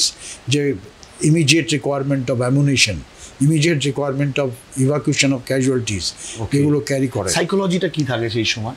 মানে ধরুন আপনি আপনার কাছে আপনি যুদ্ধ করতে যাচ্ছেন, একটা দেশকে আরেকটা দেশের বিরুদ্ধে লড়াই হচ্ছে একটা দেশের সাথে, সাইকোলজিটা কি? দেখো, it's a very interesting thing. I think all infantry officer, all যারা আমাদের মতো, তারা কিন্তু ওই ইয়াং বয়সে আমরা কিন্তু bubble with energy and psychology, যে we will not get killed by the enemy, but we will make the enemy getting killed for his country. क्या मार देंगे, फोड़ देंगे, ना, हम खुद मर के हम शहीद नहीं होंगे। अच्छा, हम दुश्मन को उनके देश के लिए शहीद बना देंगे। আচ্ছা, যে ইন্ডিয়ান মুভিজগুলোতে যেগুলো দেখায় মানে এক্স্যাক্টলি কি তাই সেরকমই কিছু হয়? না, মুভিগুলো you got to give some cinematic sort of বড় ডায়লগস থাকে। না, ডায়লগগুলো তো হয়। আমার এখনো মনে আছে যে আমাদের CO, before we moved into this Sialkot sector, what in the Sainik Salman and Darbar, we call it CEO's Darbar, what the CEO had conveyed, এখনো আমার মনের মধ্যে ঝমঝম করে বাজে। যদি বলি একটু হয়তো খারাপ কথাও আছে, কিন্তু শুনে নাও। সিও বললো, बहादुर जानो, अभी वो समय आ गया जिसके लिए हम बैठे हुए थे इतने दिन तक। ये पाकिस्तान के सेनाओं को हमने देखा हुआ, बहुत पुराना सैनिक चिलो, ये सब पाकिस्तान के जो सैनिक है वो क्वार्टर गार्ड के लिए फिट होता है, वो खाली सेरेमोनियल गार्ड लगाता है, लेकिन मैदान के अंदर वो गांडू होते हैं, मारेंगे उसको। This was the word of the commanding officer and আমরা তো বার্নিং উইথ গরম হয়ে যায়। यस, আর তোমাকে বললে আর অবাক হয়ে যাবে, আমার বন্ধু, অনেক সাংবাদিক বন্ধু এইসব নিয়ে প্রশ্ন করেছে। I am the only man who is still surviving who fought সামনে সামনে পারভেজ মুশারফের সঙ্গে। আচ্ছা, in 65 war। কিভাবে? Pervez Musharraf was also a second lieutenant। আচ্ছা, at that time। and মুখোমুখি ফাইট হচ্ছে? yes, and we were at the Sialkot sector. Pervez Musharraf was in artillery। আচ্ছা, কি করে জানলাম? তখন তো বোঝা যায় না কে পারভেজ মুশারফ আর কার সঙ্গে কি ফাইট করছি। Parvez Musharraf wrote a book called In the Line of Fire। আচ্ছা, that is his biography। ওর মধ্যে ও লিখেছে 65 ওয়ারে ও কি করছিল, and then we linked it what we were doing in 65 war, and we found that well it was Parvez Musharraf, and we were as a commando platoon নিয়ে একটা আলহার station বলে 20 kilometre দূরে একটা আলহার station ছিল inside Pakistan, which I had captured with my commando troops। আমার না প্রশ্নটা খুব মানে বেসিক্যালি আপনার জন্য হয়তো খুব চাইল্ডিশ হয়ে যাবে, বাট স্টিল আপনি যখন গুলি করছেন বা মারছেন, আপনি প্রচুর লোককে মারছেন, এই যে অভিজ্ঞতা আমি যেটা দেখতে চাই, আমি দেখে এসেছি এখন মধ্যে মুভিসে দেখে এসেছি, আমরা কখনো সেটা ফেস করবোই না। That point of time you are killing someone, এই ফিলিংটা কি? সেই ফিলিং হচ্ছে যে either you kill your enemy who is in front of you, or you get killed. আপনি এরকম প্রচুর শত্রুকে মেরেছেন, or you get killed। You have got only two options। There is no runners up in war। কে জিতলো, কে runners up হলো, no. Either you kill the enemy because he is also killing you, he is not there, he is also trying to kill you. Either you have the situation is like that, whether you kill that fellow or you get killed। আপনার পাশে কোনো কত সামনে উড়ে গেল। এই যে বললাম পারভেজ মুশারফের কথা বলছিলাম, Pervez Musharraf was bringing down super heavy artillery gun shells. তোমার সামনে একটা তার খোলা পড়ে আছে, তুমি হয়তো বুঝতে পারো নি, এই যে দেখছো পেতলের যে খোলটা, এই যে সামনে, এটা একটা 65 ওয়ারের সুপার হেভি গানের যে সেল, যে আর্টিলারি গান দিয়ে ফায়ার করে, সেলটা এসে তোমার উপরে ফেটে যায়। আর এইটা হচ্ছে খোকা বলে, যেটা বুলেট যখন তুমি ফায়ার করো, বুলেটটা তোমার গায়ে এসে লেগে যায়, আর যে এমটি যার মধ্যে বুলেটটা থাকে ওটা ছিটকে বেরিয়ে চলে আসে। এই যে সামনেটা দেখছো, এটা হচ্ছে সুপার হেভি গানের একটা সেল, যেটা নিয়ে এসছেন। হ্যাঁ, এত বড় জিনিস ক্যারিও তো করতে, ইটস ভেরি হেভি। এটা কোন যুদ্ধে? হ্যাঁ, 65 ওয়ার্ডের। আচ্ছা, সেই সময়। হ্যাঁ, ইটস অফ 65, তুমি হাত লাগিয়ে দেখতে পারবে। সো ইটস ভেরি ইন্টারেস্টিং যে তুমি যে প্রশ্নটা করলে যে সাইকোলজি, এই যে বললাম সাইকোলজি টেস্ট হয়, কিন্তু এটাও তো কর্নেল ঠিক, যখন আপনি দেখছেন আপনার পাশে আপনারই কোনো একজন সহযোদ্ধা গুলি খাচ্ছে, তার মৃত্যু হচ্ছে, সেটাও তো একটা মরালি ডাউন করে। It's terrible, you will be surprise. আমি এখনো মনে আছে, বোধহয় 8-9 সেপ্টেম্বর 1965, 10-11 সেপ্টেম্বর, কালেওয়ালি বলে একটা জায়গা চাবিন্ডার আছে, সেখানে আমরা ফর্ম আপ করেছিলাম to go and attack a place call Chawinda. তো সেখানে Parvez Musharraf he was bringing out the artillery, bringing down artillery fires gun on us. তো এরকম সুপার হেভি গানস তো আমাদের ছিল না, এরকম ফায়ার করছিল, যেখানে গোলা পড়ছিল 20 থেকে 25 ফুট গর্ত হয়ে যাচ্ছিল। সেদিন আমরা 19 জন জওয়ান, আমার একদম কারো হাত উড়ে গেছে, কারো মাথা উড়ে গেছে, কারো পা উড়ে গেছে, I still remember, and 6 officers got injured. তাদের উঠে সেই ভেতরে আমার অ্যাম্বুলেন্স গাড়ি, প্রচুর মানসিক জোর দরকার। ইয়েস, ইট দেয়ার। অফিসার হিসেবে দায়িত্বটা অনেক বেশি থাকে, অনেক বেশি। আর তুমি যদি আমার ওপিনিয়ন চাও, আর আমি অনেক জায়গায় এটাও বলেছি যে আমাকে অনেকে জিজ্ঞেস করে, সৌমিত্র তুমি কি পাকিস্তানের সঙ্গে যুদ্ধ চাও বা চায়নার সঙ্গে যুদ্ধ চাও? আমার অ্যান্সার ইজ নো। তার কারণ আমি মনে করি যে যুদ্ধ is a curse, it's a অভিশাপ। কেন অভিশাপ আমি বলছি, তার কারণ যখন দুটো দেশের মধ্যে যুদ্ধ হয়, economy of those two countries totally get back gear for 20 to 25 years. তোমার ইনফ্রাস্ট্রাকচার ধ্বংস হয়ে যায়, এয়ারক্রাফট এসে বম্ব করে ব্রিজ উড়িয়ে দিচ্ছে, রাস্তা উড়িয়ে দিচ্ছে, রেল উড়িয়ে দিচ্ছে, অ্যামুনেশন ডাম্প উড়িয়ে দিচ্ছে, পেট্রোল ডাম্প উড়িয়ে দিচ্ছে। তোমার ইনফ্রাস্ট্রাকচারই তুমি আনইকোনমিক্যালি একটা দিনের যুদ্ধের যে খরচা, সেটা যদি একটা দেশের ওপরে তুমি ক্যালকুলেশন করে লাগাও, যদি 10 দিন থেকে 15 দিনও একটা দেশ যুদ্ধে, দুটো দেশের কথাই বলছি, সেই দুটো দেশের ইকোনমি 20 থেকে 25 বছর ব্যাক গিয়ার খেয়ে যায়।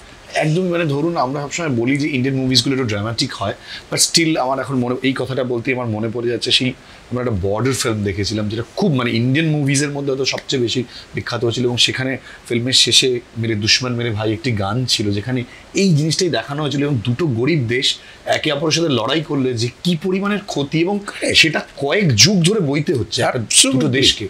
I am totally in agreement. Border is again a movie, JP Dutta বানিয়েছিল এটাকে। বাই অ্যান্ড লার্জ একটু সিনেমাটিক ব্যাপারটা আছেই ওর মধ্যে, তাহলে সিনেমা চলবে না। তার কারণ একটা 1 ঘন্টার ইনসিডেন্টকে বা কয়েক স্টোরি টেলিং থাকতেই হবে, কিন্তু by and large it is based on lot of true facts. Because JP Dutta 65-এর যুদ্ধ নিয়েছিল না, 71। আচ্ছা, তো জেপি দত্তার যে স্টোরিটা বর্ডারের উপরে করেছিল, by and large it was based on true story. তা সেই শুধু তাই নাই, যে ইকোনমির সঙ্গে সঙ্গে লস অফ ম্যান পাওয়ার। তুমি দেখো কার্গিল, তুমি বলছিলে Kargil was, I don't consider Kargil as a war, I consider Kargil as a border skirmishes. কেন তুমি আমাকে প্রশ্ন করো? তখন কার্গিল কি হলো? পারভেজ মুশাররফ তখন জেনারেল হয়ে গেছে। Pervez Musharraf wanted to take revenge and give us a lesson. প্রত্যেকবার উইন্টারে যে আমরা পোস্টগুলো ছেড়ে চলে আসতাম, সেই পোস্টগুলো বললো আমি এখন শিক্ষা দেবো একটু ইন্ডিয়াকে। সেই পোস্টগুলো ছোট ছোট গ্রুপ পাঠিয়ে পাকিস্তানের নর্দার্ন লাইট ইনফেন্ট্রি, যারা ওই এরিয়াতে বড় হওয়া, যেরকম আমাদের লাদাখ স্কাউট আছে বা আজকাল আইটিবিপি হচ্ছে, জওয়ানরা সেখানকার লোকাল জওয়ান, তাদের পাঠিয়ে ওই পোস্টগুলোকে অকুপাই করে নিয়েছিল। নিয়ে ডিফেন্সকে চেঞ্জ করে দিয়েছিল, ওই দিকে না করে আমাদের দিকে মুভ করে দিয়েছিল, ওই সঙ্গার বানিয়ে পাথর বানিয়ে, আর আমাদের ওপর ফায়ার করতে আরম্ভ। অ্যাডভান্টেজ পজিশন ছিল আমাদের দেশের মধ্যেই আমরা যুদ্ধ করে ওদের হাঁটালাম, আমরা পাকিস্তানের মধ্যে যাইনি। And how much we lost about 500 officers and lost about 1,500 jawans. Same is more than that was of the Pakistan army. অনেকেই এখনো বলেন যে মানে যারা কার্গিল বা ওই এলাকায় যান দ্রাস, অনেকেই বলেন যে কার্গিল ওয়ার মেমোরিয়াল একবার ঘুরে আসবেন, মানে তাহলে ওই কি ঘটেছিল। মানে অ্যাকচুয়ালি আমার এটা মনে হয় যে ধরুন মানে আমি অ্যাকচুয়ালি মানে ছোটবেলা থেকে ভেরি মাচ ইনফ্লুয়েন্সড, মানে বিশেষ করে ফ্রিডম স্ট্রাগল, এটা আমি আমার মায়ের থেকে অ্যাকচুয়ালি ছোটবেলা থেকে দেখেছি, শুনেছি। পরবর্তীকালে আমি মানে সুভাষচন্দ্রের দ্বারা অনেক বেশি অনুপ্রাণিত। আমি জানতে চাইছিলাম আপনার কাছে যে মানে আপনি যে কথাটা বলছিলেন সেখানে প্রসঙ্গটা উঠে আসে যে ইন্ডিয়ান আর্মি এই লেভেলে পৌঁছে যাওয়া, এই সাকসেস, ইভেন ইন্ডিয়ান আর্মি গোটা পৃথিবীর সামনে এখন ফোর্থ লার্জেস্ট এবং এটা এত বড় উদাহরণ। ইভেন আমরা উড়ির পর তো আরও মানে বুক ঠুকে বলতে পারি আমরা কি করতে পারি, ওয়াই মানে কি করে সম্ভব। দেখো, ইটস এ ভেরি ইন্টারেস্টিং প্রশ্ন তুমি করলে। দেখো, যেমন যেমন সোশ্যাল ইমপ্রুভমেন্ট হয়, সোসাইটি লেভেল চেঞ্জ করতে করতে করতে করতে এগিয়ে যায়, সেই চেঞ্জেসটা কিন্তু সামরিক বাহিনীর মধ্যেও আসে। May not be the whole thing, সামরিক বাহিনীর মধ্যে একটা ট্র্যাডিশন, একটা কালচার যদিও থাকে বেস, অ্যাজ এ বেস, কিন্তু সোশ্যাল চেঞ্জেসটা ওর মধ্যে আসে। Similarly strategic and military side, সামরিক বাহিনীর মধ্যেও সবসময় একটা অ্যাসেসমেন্ট হয় কি what is the changes in world armies, কীভাবে সেখানে চেঞ্জেস আসছে, কী ধরনের ওয়ার ইকুইপমেন্ট ব্যবহার হবে, কী ধরনের ট্যাকটিক্স ইউজ হবে, এইগুলো কিন্তু সবসময় একটা অ্যাসেসমেন্ট হয়। যেরকম আমাদের ওয়ার কলেজ আছে, স্টাফ কলেজ আছে, সেখানে এই ধরনের অ্যাসেসমেন্টগুলো হতে থাকে। কিন্তু it is not only the সামরিক বাহিনী who does it, it is the government, social government বা democratically elected government. After all, what is the armed forces? Armed forces is the weapon in the hands of the politically, democratically elected leader of a nation. তখন কি আপনি এটা from 1947 থেকে credit দেবেন লিডার্সদের? না, credit তো আমি you see, everybody wants improvement. And let us face fact, let us not demean a political system. আমি সেটা করতে চাই না। কেন আমি বললাম, কেন আমি বলছি, কারণ দেখুন 1947 পাকিস্তান, দেন 1971 বাংলাদেশ, মানে যদিও সেটাই পূর্ববঙ্গ সেই সময় হয়ে গিয়েছিল, বিভাজন হয়ে গিয়েছিল, কিন্তু ওই দুটো দেশও তো পাশাপাশি তৈরি হয়েছিল। কিন্তু ইন্ডিয়া সেখান থেকে বেরিয়ে আসা ইকোনমিক্যালি এবং আমি যদি যেটা বলছি যে ডিফেন্সের ক্ষেত্রে বিশেষ করে ইন্ডিয়া অনেক ক্ষেত্রে বেরিয়ে এসছে। আমরা যদি দেখি মহাকাশ বিজ্ঞানে ইন্ডিয়া অনেক এগিয়ে গেছে। কোথাও কি আপনার মনে হয় যে এক্ষেত্রে ইন্ডিয়ান আর্মির ক্ষেত্রেও যে লিডারশিপ একটা ফ্যাক্ট ছিল? শিওরলি, এছাড়া ডেভেলপমেন্ট হয় না। তার কারণ তুমি যদি একটা ডেমোক্রেটিক্যালি ইলেক্টেড গভর্নমেন্টের সাপোর্ট না পাও fully to the armed forces, যে এই আর্মড ফোর্সেসকে স্ট্রং করে মডার্নাইজ করতে হবে, সেখানে তুমি you are bogged down. You got to be supported by the democratically elected government, because in a democracy especially, the elected representative of the people, they are the supreme, not the armed forces officers. But এই এত বড় করাপশনের দেশে আপনি বলছেন যে তার মানে এই ক্ষেত্রে কোনো কম্প্রোমাইজ কখনো লিডারশিপরা করেনি? Well, that's I will not be able to convey that, because at least কোনো পজিটিভ রেসপন্স তো আশা করতে পারি। কোথায় করাপশন নেই বলো তো? তা সত্ত্বেও এখানে আমরা এসেছি। মানে হিস্টোরিক্যালি যদি তুমি দেখো যে আর্মড ফোর্সেসের মধ্যেও করাপশন আছে, কিন্তু ইট ইজ ভেরি লিমিটেড। মানে ব্যাকগ্রাউন্ড তুমি যদি দেখো, যার ফলে ওটা মাঝে মাঝে দু একটা জায়গায়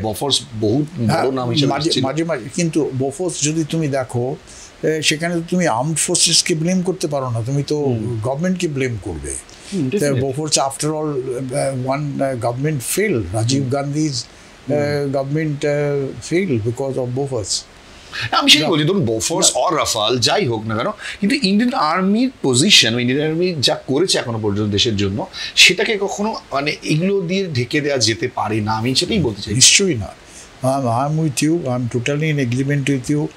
আর অফ লেট তুমি যদি দেখো যে কার্গিলের পরে আমরা দেখলাম Galwan in the eastern Ladakh, যেখানে কোনোদিন আমরা চিন্তা করতে পারিনি কি চাইনিজদের সঙ্গে এই ধরনের একটা স্ক্রিমিশেস হবে, and we will lose 22 people including an officer, and similarly Chinese have lost much more. Galwan হলো, তার আগে ডোকালামে একটা দেখলাম আমরা অ্যাক্টিভিটিস হলো, তারপর আমরা দেখলাম এই অফ লেট তাওয়াংয়ে অরুণাচলে একটা অ্যাক্টিভিটিস হলো। আর পাকিস্তানের সঙ্গে যে ছায়া যুদ্ধ যেটা পাকিস্তান চালিয়ে যাচ্ছে, সেটা তো চলছেই। তা Pakistan never thought, and Pakistan will never be able to get Jammu and Kashmir. আমি এখানে একটা প্র্যাকটিক্যাল পয়েন্টে আসছি যে কর্নেল রয়, যে ধরুন এটা তো গার্ডস আপনি বলছেন, ডেফিনেটলি সেটা ইন্ডিয়ান আর্মির মধ্যে রয়েছে, ইন্ডিয়ানসদের মধ্যে রয়েছে, বাট পাকিস্তান সাইমেন্টানেসলি একই রকমভাবে সাপোর্ট পেয়েছে ফ্রম আমেরিকা, অনেক বেশি সাপোর্ট পেয়েছে, ইন্ডিয়া সেই অর্থে কিছুই পায়নি, কিন্তু তবুও পাকিস্তান কখনো সেই জায়গাটা অ্যাচিভ করতে পারেনি। ওয়াই, কেন? দেখো, it is again a very interesting question which of course the Pakistani people should be able to give the correct answer. কিন্তু আমার অ্যাসেসমেন্ট হচ্ছে যে every country has an army, right? Whereas Pakistan is a country where army has a country. Every country has an army, right. But in Pakistan army has a country. তো সেখানে আমরা যদি পাকিস্তানের ইতিহাস 47 থেকে যখন থেকে ক্রিয়েশন হয়েছে তখন থেকে আজ যদি আমরা দেখি 8 থেকে 9 বার সৈনিক অভ্যুত্থান করে Pakistan army authorities have taken the control of their nation. সেখানে তারা কিন্তু যদিও বলছে ডেমোক্রেটিক্যালি ইলেক্টেড একটা গভর্নমেন্ট আছে, but that government cannot function without the authority of the armed forces there in Pakistan. তো পাকিস্তানের এখন অবস্থা খুবই খারাপ, জানো, ইকোনমিক্যালি, ওই জন্য একেবারে similarly America has taken out all their help, যার যদিও কিছু করে যাচ্ছে এখনও তলে তলে, কিন্তু মেজর হেল্প যেটা দিচ্ছিল সেটা তুলে নিয়েছে আফটার দি আফগানিস্তান অ্যাফেয়ার। তো Pakistan is now fully dependent on China. Chinese have got in a big way to Pakistan. Main উদ্দেশ্য চাইনিজদের যে তাদের যে ইকোনমিক করিডর, সেটা পাকিস্তানের মধ্যে দিয়ে গাদার পোর্ট পর্যন্ত যারা যেন চলে যায় ওটা। কোথাও কি চাইনাও এখন ইন্ডিয়াকে সমীহ করে? হ্যাঁ, মানে Chinese are very cool people, you know. India তো এই চায়নার কাছে বাজেভাবে না, আমি তোমাকে চাইনিজদের ব্যাপারটা বলি। আমরা কিন্তু খুব মানে ছোট ল্যাঙ্গুয়েজে বলছি সবাই বোঝার জন্যে, আমরা কিন্তু উপরে খুব রাগ ঢাক এই সমস্ত করে বেড়াই। ইয়েস্টারডে অলসো আমাদের স্বরাষ্ট্রমন্ত্রী গিয়ে হইচই করে এলো, দেখে নেবো দেখি কে আমাদের 1 ইঞ্চ জমি টমি নিতে পারে কিনা, হইচই করে এলো অরুণাচলে। কিন্তু চাইনিজ আর লাইক ডাক। তুমি যখন একটা জলের মধ্যে একটা হাঁস চলে না, তুমি দেখছো খালি হাঁসটা মুভমেন্ট করছে, কিন্তু হাঁসটা জলের নিচে যদি তুমি দেখো পা চালিয়ে যাচ্ছে, কিন্তু টাক টাক টাক টাক টাক টাক টাক টাক করে হাঁসটা কিন্তু পা চালিয়ে যাচ্ছে, তাহলে হাঁসটা মুভ করতে পারে না। তো চাইনিজ আর লাইক দ্যাট, তারা ওপরে দেখাবে যে খুব স্মুথ মুভমেন্ট করে যাচ্ছে, কিন্তু তলে তলে কিন্তু তারা পা চালিয়ে যাচ্ছে। কিন্তু এখন যে পরিস্থিতিটা তৈরি হয়েছে, এখন অনেক বেশি যুদ্ধের তুলনায় অনেকটাই মানে যেটা বলবো, এখন বিশেষ করে ইন্ডিয়া এই জায়গাটাতে অনেকটা এগিয়ে গেছে বলে দাবি করা হচ্ছে, বিকজ অফ লিডারশিপ, যে বিভিন্ন রাষ্ট্রের সঙ্গে সম্পর্কটা অ্যাটলিস্ট, কারণ এখন যাই হয় সবই মানে টেবিলে ডিসাইড করা হয় যুদ্ধ হবে কি হবে না। কিন্তু এখানে একটা আমি এই ডিটেলটা না গিয়ে আমি একটা জিনিসে জানতে চাই, যেহেতু 71টা আমি বাদ দিতে চাই না। দেখুন, 71 একটা ইমোশনাল পার্ট, বিকজ যে ইন্ডিয়ার বিরুদ্ধে পাকিস্তান বারবার কাশ্মীর দখল করার অভিযোগ করে এসছে, সেই ইন্ডিয়া 1971-এ বাংলাদেশকে মানে স্বাধীনতা দিয়েছিল। ছিনিয়ে নেয়। এবং এটা অনেকেই বলে যে ইন্দিরা গান্ধীর এই ডিসিশন, এবং সেখানে ইন্ডিয়ান সোলজাররা প্রাণ দিয়েছিল। আজও অনেক বাংলাদেশি বন্ধুদের সাথে আমি কথা বলতে গিয়ে বলি যে উইদাউট ইন্ডিয়া তোমাদের কোনো অস্তিত্ব থাকতো না। আজকে তোমরা মেনে নিয়েছো অনেকে, কিন্তু নতুন প্রজন্ম তোমরা জানো, হয়তো জানো না, উইদাউট ইন্ডিয়ান আর্মি তোমরা আজকে থাকতে না।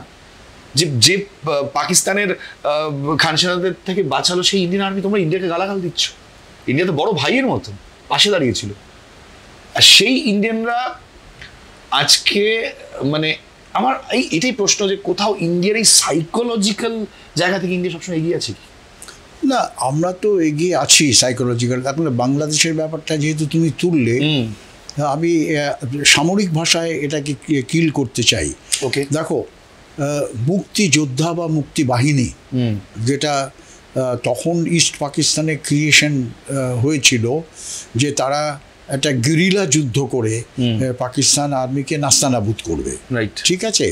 Because Pakistan army really carried out a genocide there in then east Pakistan. I will not say Bangladesh, তখন বাংলাদেশ হয়নি। এই Pakistan army was a very strong army. আমি তাদের তখন ইস্ট পাকিস্তানে অনেক ক্যান্টনমেন্ট দেখেছি আমি পরবর্তীকালে। They were very very strong cantonment in Bangladesh, then east Pakistan. Pakistan army was very strong there, right?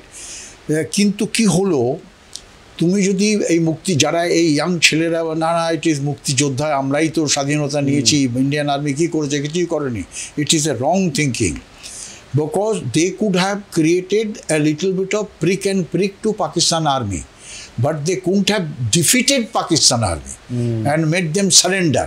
Right. Now it is the Indian army and the leadership of Indira Gandhi. আমি গণরা এখানে একটু আপনাকে থামাচ্ছি।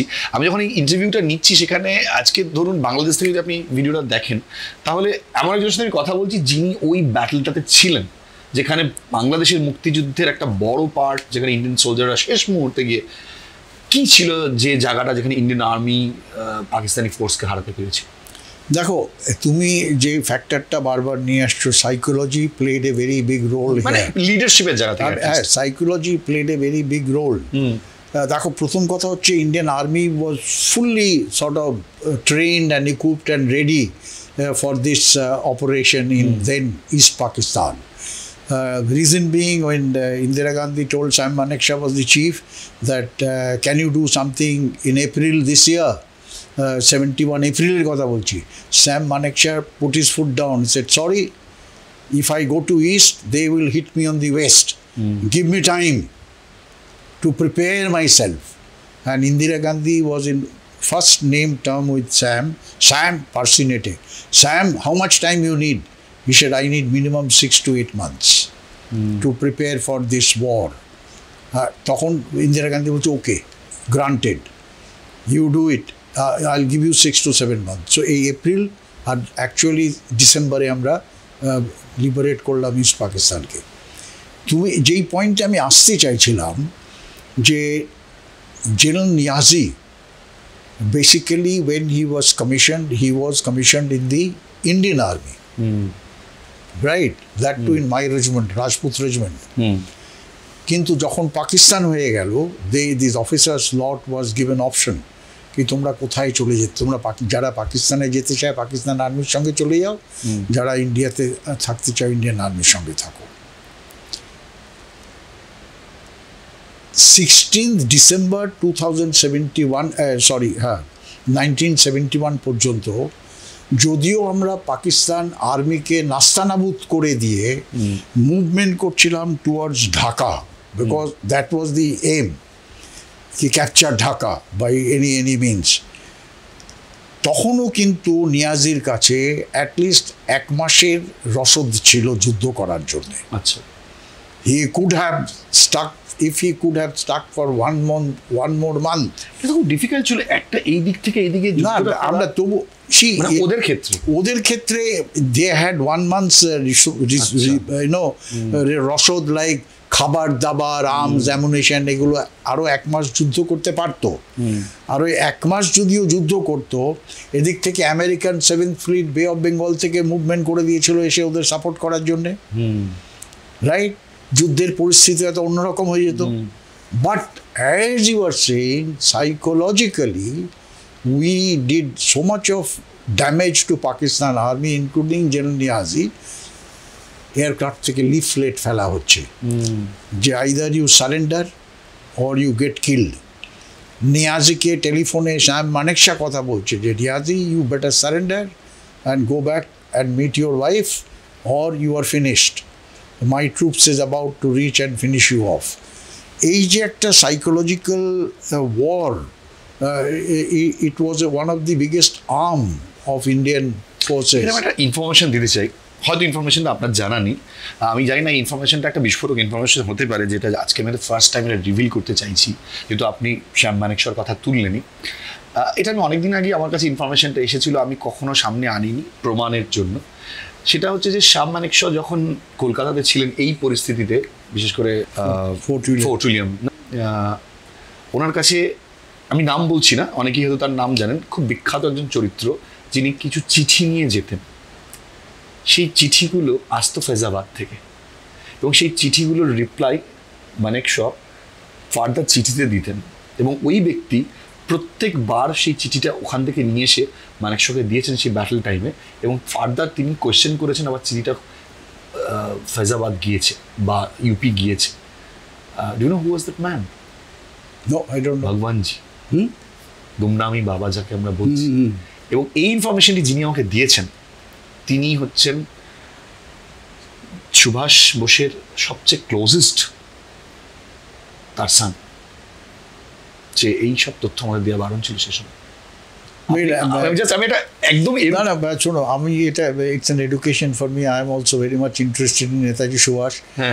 আমি ওই ফৈজাবাদে গিয়ে ওখানে ওই যে গুমনামি বাবার সমাধি আছে দেখেছি, আমরা স্যালুট করেছি, আমার ছেলে গিয়ে মালা টালা পরিয়েছে। ওই 71 যুদ্ধের এমন কোনো মুহূর্ত মনে আছে যেখানে আপনি খুব ডিফিকাল্ট একটা পরিস্থিতিতে পড়ে গেছিলেন বা খুব টাফ? দেখো, 71 ওয়ারের যুদ্ধে কোনো ডিফিকাল্ট পরিস্থিতিতে পড়েইনি Indian army, let me tell you. আর যদি পড়েও থাকে, it was trained so well. কিন্তু অনেক তো প্রাণ হারিয়েছে। War is a curse, I told you, অভিশাপ। সে তো যখন ওই যে either you get killed or you kill, আমরা অনেক পাকিস্তানি সোলজার মেরেছি, they also killed a lot of people of ours, there is no doubt, lot of officers got casualties. যে এটার মধ্যে এই যে এটা is a part of your profession that time. Profession মানে যুদ্ধ করছি, যদিও তখন আমরা মনে করিনি কি আমরা একটা অন্য দেশকে সাহায্য করার জন্য এই যুদ্ধটা করছি। আপনার কি মনে হয় যে টেররিজম আর ব্যাটলফিল্ডের মধ্যে পার্থক্য রয়েছে? হ্যাঁ, লট অফ। টেররিজম তুমি যদি নাও, আমি টেররিজমকে অনেক এর ব্যাখ্যা আছে, অনেক বেশি টাফ। না না না, অনেকে অনেক রকমভাবে ব্যাখ্যা করে। তুমি টেররিজমকে, আমার ব্যাখ্যা, আমি মিজোহিলসে দেখেছি, নাগাল্যান্ডে দেখেছি, তিরাপ ডিস্ট্রিক্ট আবার অরুণাচলে দেখেছি, ভ্যালিতে দেখেছি। Terrorism is what? When a weak army adopt a tactics to hit a superior army, hit and run. কারণ টেররিজম তো সামনে এসে যুদ্ধ করবে না, সামনাসামনি যুদ্ধ করবে হচ্ছে অ্যাকচুয়াল কনভেনশনাল ওয়ারফেয়ার। কিন্তু ওই যে টেররিজম বললাম না, it is a weak army when they want to hit a strong army using a technique which is terrorism. কারণ ধরুন আমরা আমাদের টেররিজম বলতে যদি যতটা আমরা দেখি, যেন ব্যাটলফিল্ড মানুষ দেখতে পায় না, বিশেষ করে মুম্বাই 9/11 26 তো সেই সময় আমার মনে আছে যে মুম্বাইয়ে ওই ঘটনায় আমরা কিছু ভিজুয়ালস দেখেছিলাম, এবং সেটা খুব ভয়ের ছিল না, শুধু ভিজুয়ালসগুলো ভয়ের ছিল, লাইভ যেগুলো টেলিকাস্ট হচ্ছিল, এবং ওই এতগুলো দিন ধরে, এতগুলো ঘন্টা ধরে চলা, এবং লাস্টে কাজের জানলা থেকে লাস্ট পড়ে যাওয়া। আমার একটাই জাস্ট প্রশ্ন যে এইটা কি মানুষ যেরকম দেখছে, মানে ব্যাটলফিল্ড বা ওয়ারফিল্ডে কি এই ধরনের টেরারটাই থাকে না থাকে না? দেখো, fear is an emotion which is there with everyone. কিন্তু একটা সিভিলিয়ান, আজকে একটা গুলি চললো কর্নেল, কোথাও আপনি শুনতে পেলেন, আপনার কি সেই ফিলিংসটা, আপনি চোখের সামনে বুলেট চলতে দেখেছেন, এখন একটা গুলি চললে কোথাও পাড়া একটা খোঁড়ার ওখানে গুলি চলেছে, বিশাল ব্যাপার, বড় খবর। বাট ব্যাটলফিল্ডে যে গুলির পর গুলি দেখেছে, তার কাছে কি এটা খুব সহজ মনে হয়? সহজ তো মনে হয় obviously, because we don't get scared because we are trend. So we are trained for that. We are battle inoculated. আমাদের একটা কথা আছে that we are all baptized by fire. Right, আর্টিলারির গোলা সামনে এসে পড়লে কিভাবে কমান্ড নিতে হবে। আঘাত লেগেছে কখন? No, I was never wounded, let me tell you. And I pray to God, and God has been very kind. কিন্তু ব্যাপারটা হচ্ছে, দেখো, এই দুটো কনসেপ্ট আছে, তোমাকে আমি ক্লিয়ার করে দিই, one should not feel bad about it. একটা হচ্ছে যুদ্ধক্ষেত্রে গুলি লাগা, বা যুদ্ধক্ষেত্রে আর্টিলারি সেল লাগা, বা যুদ্ধক্ষেত্রে একটা মাইনফিল্ডে পা উড়ে যাওয়া। I do not consider this as a heroism. I do not consider this as a শহীদ হয়ে গেছে দেশের জন্য। I do not agree. Whereas if you kill 10 enemy soldiers, I call it heroism, and you have done something for the country. Similarly, I also feel God has been kind. If you are well trained, you will never get shot by the bullet. You know how to protect yourself and kill the enemy. ব্যাটলফিল্ডের পর কখনো মনে হয়েছে যে এবার বাড়ি ফিরছি, বাড়ির জন্য মন কাঁদছে? না, দেখো, বাড়ির জন্য তো সবাই চায় যে একটা সময় আসুক, যে you go back to your parents, if you are not married at the time, if you are married, you have children, the feelings is always there that when do I go and meet my family and all. কিন্তু ওটা কি হয় যে it get used to you that you have selected a profession, it is your career, where you have to face this. You have to face this. The moment you start thinking at that time, your proficiency in your battlefield efficiency also get subdued. তখন তুমি actually বাড়ির কথা কিন্তু মনে আসে না, সত্যি কথা বলছি আমি। বাড়ির কথা তখনই মনে আসে when there is a lull in the battle.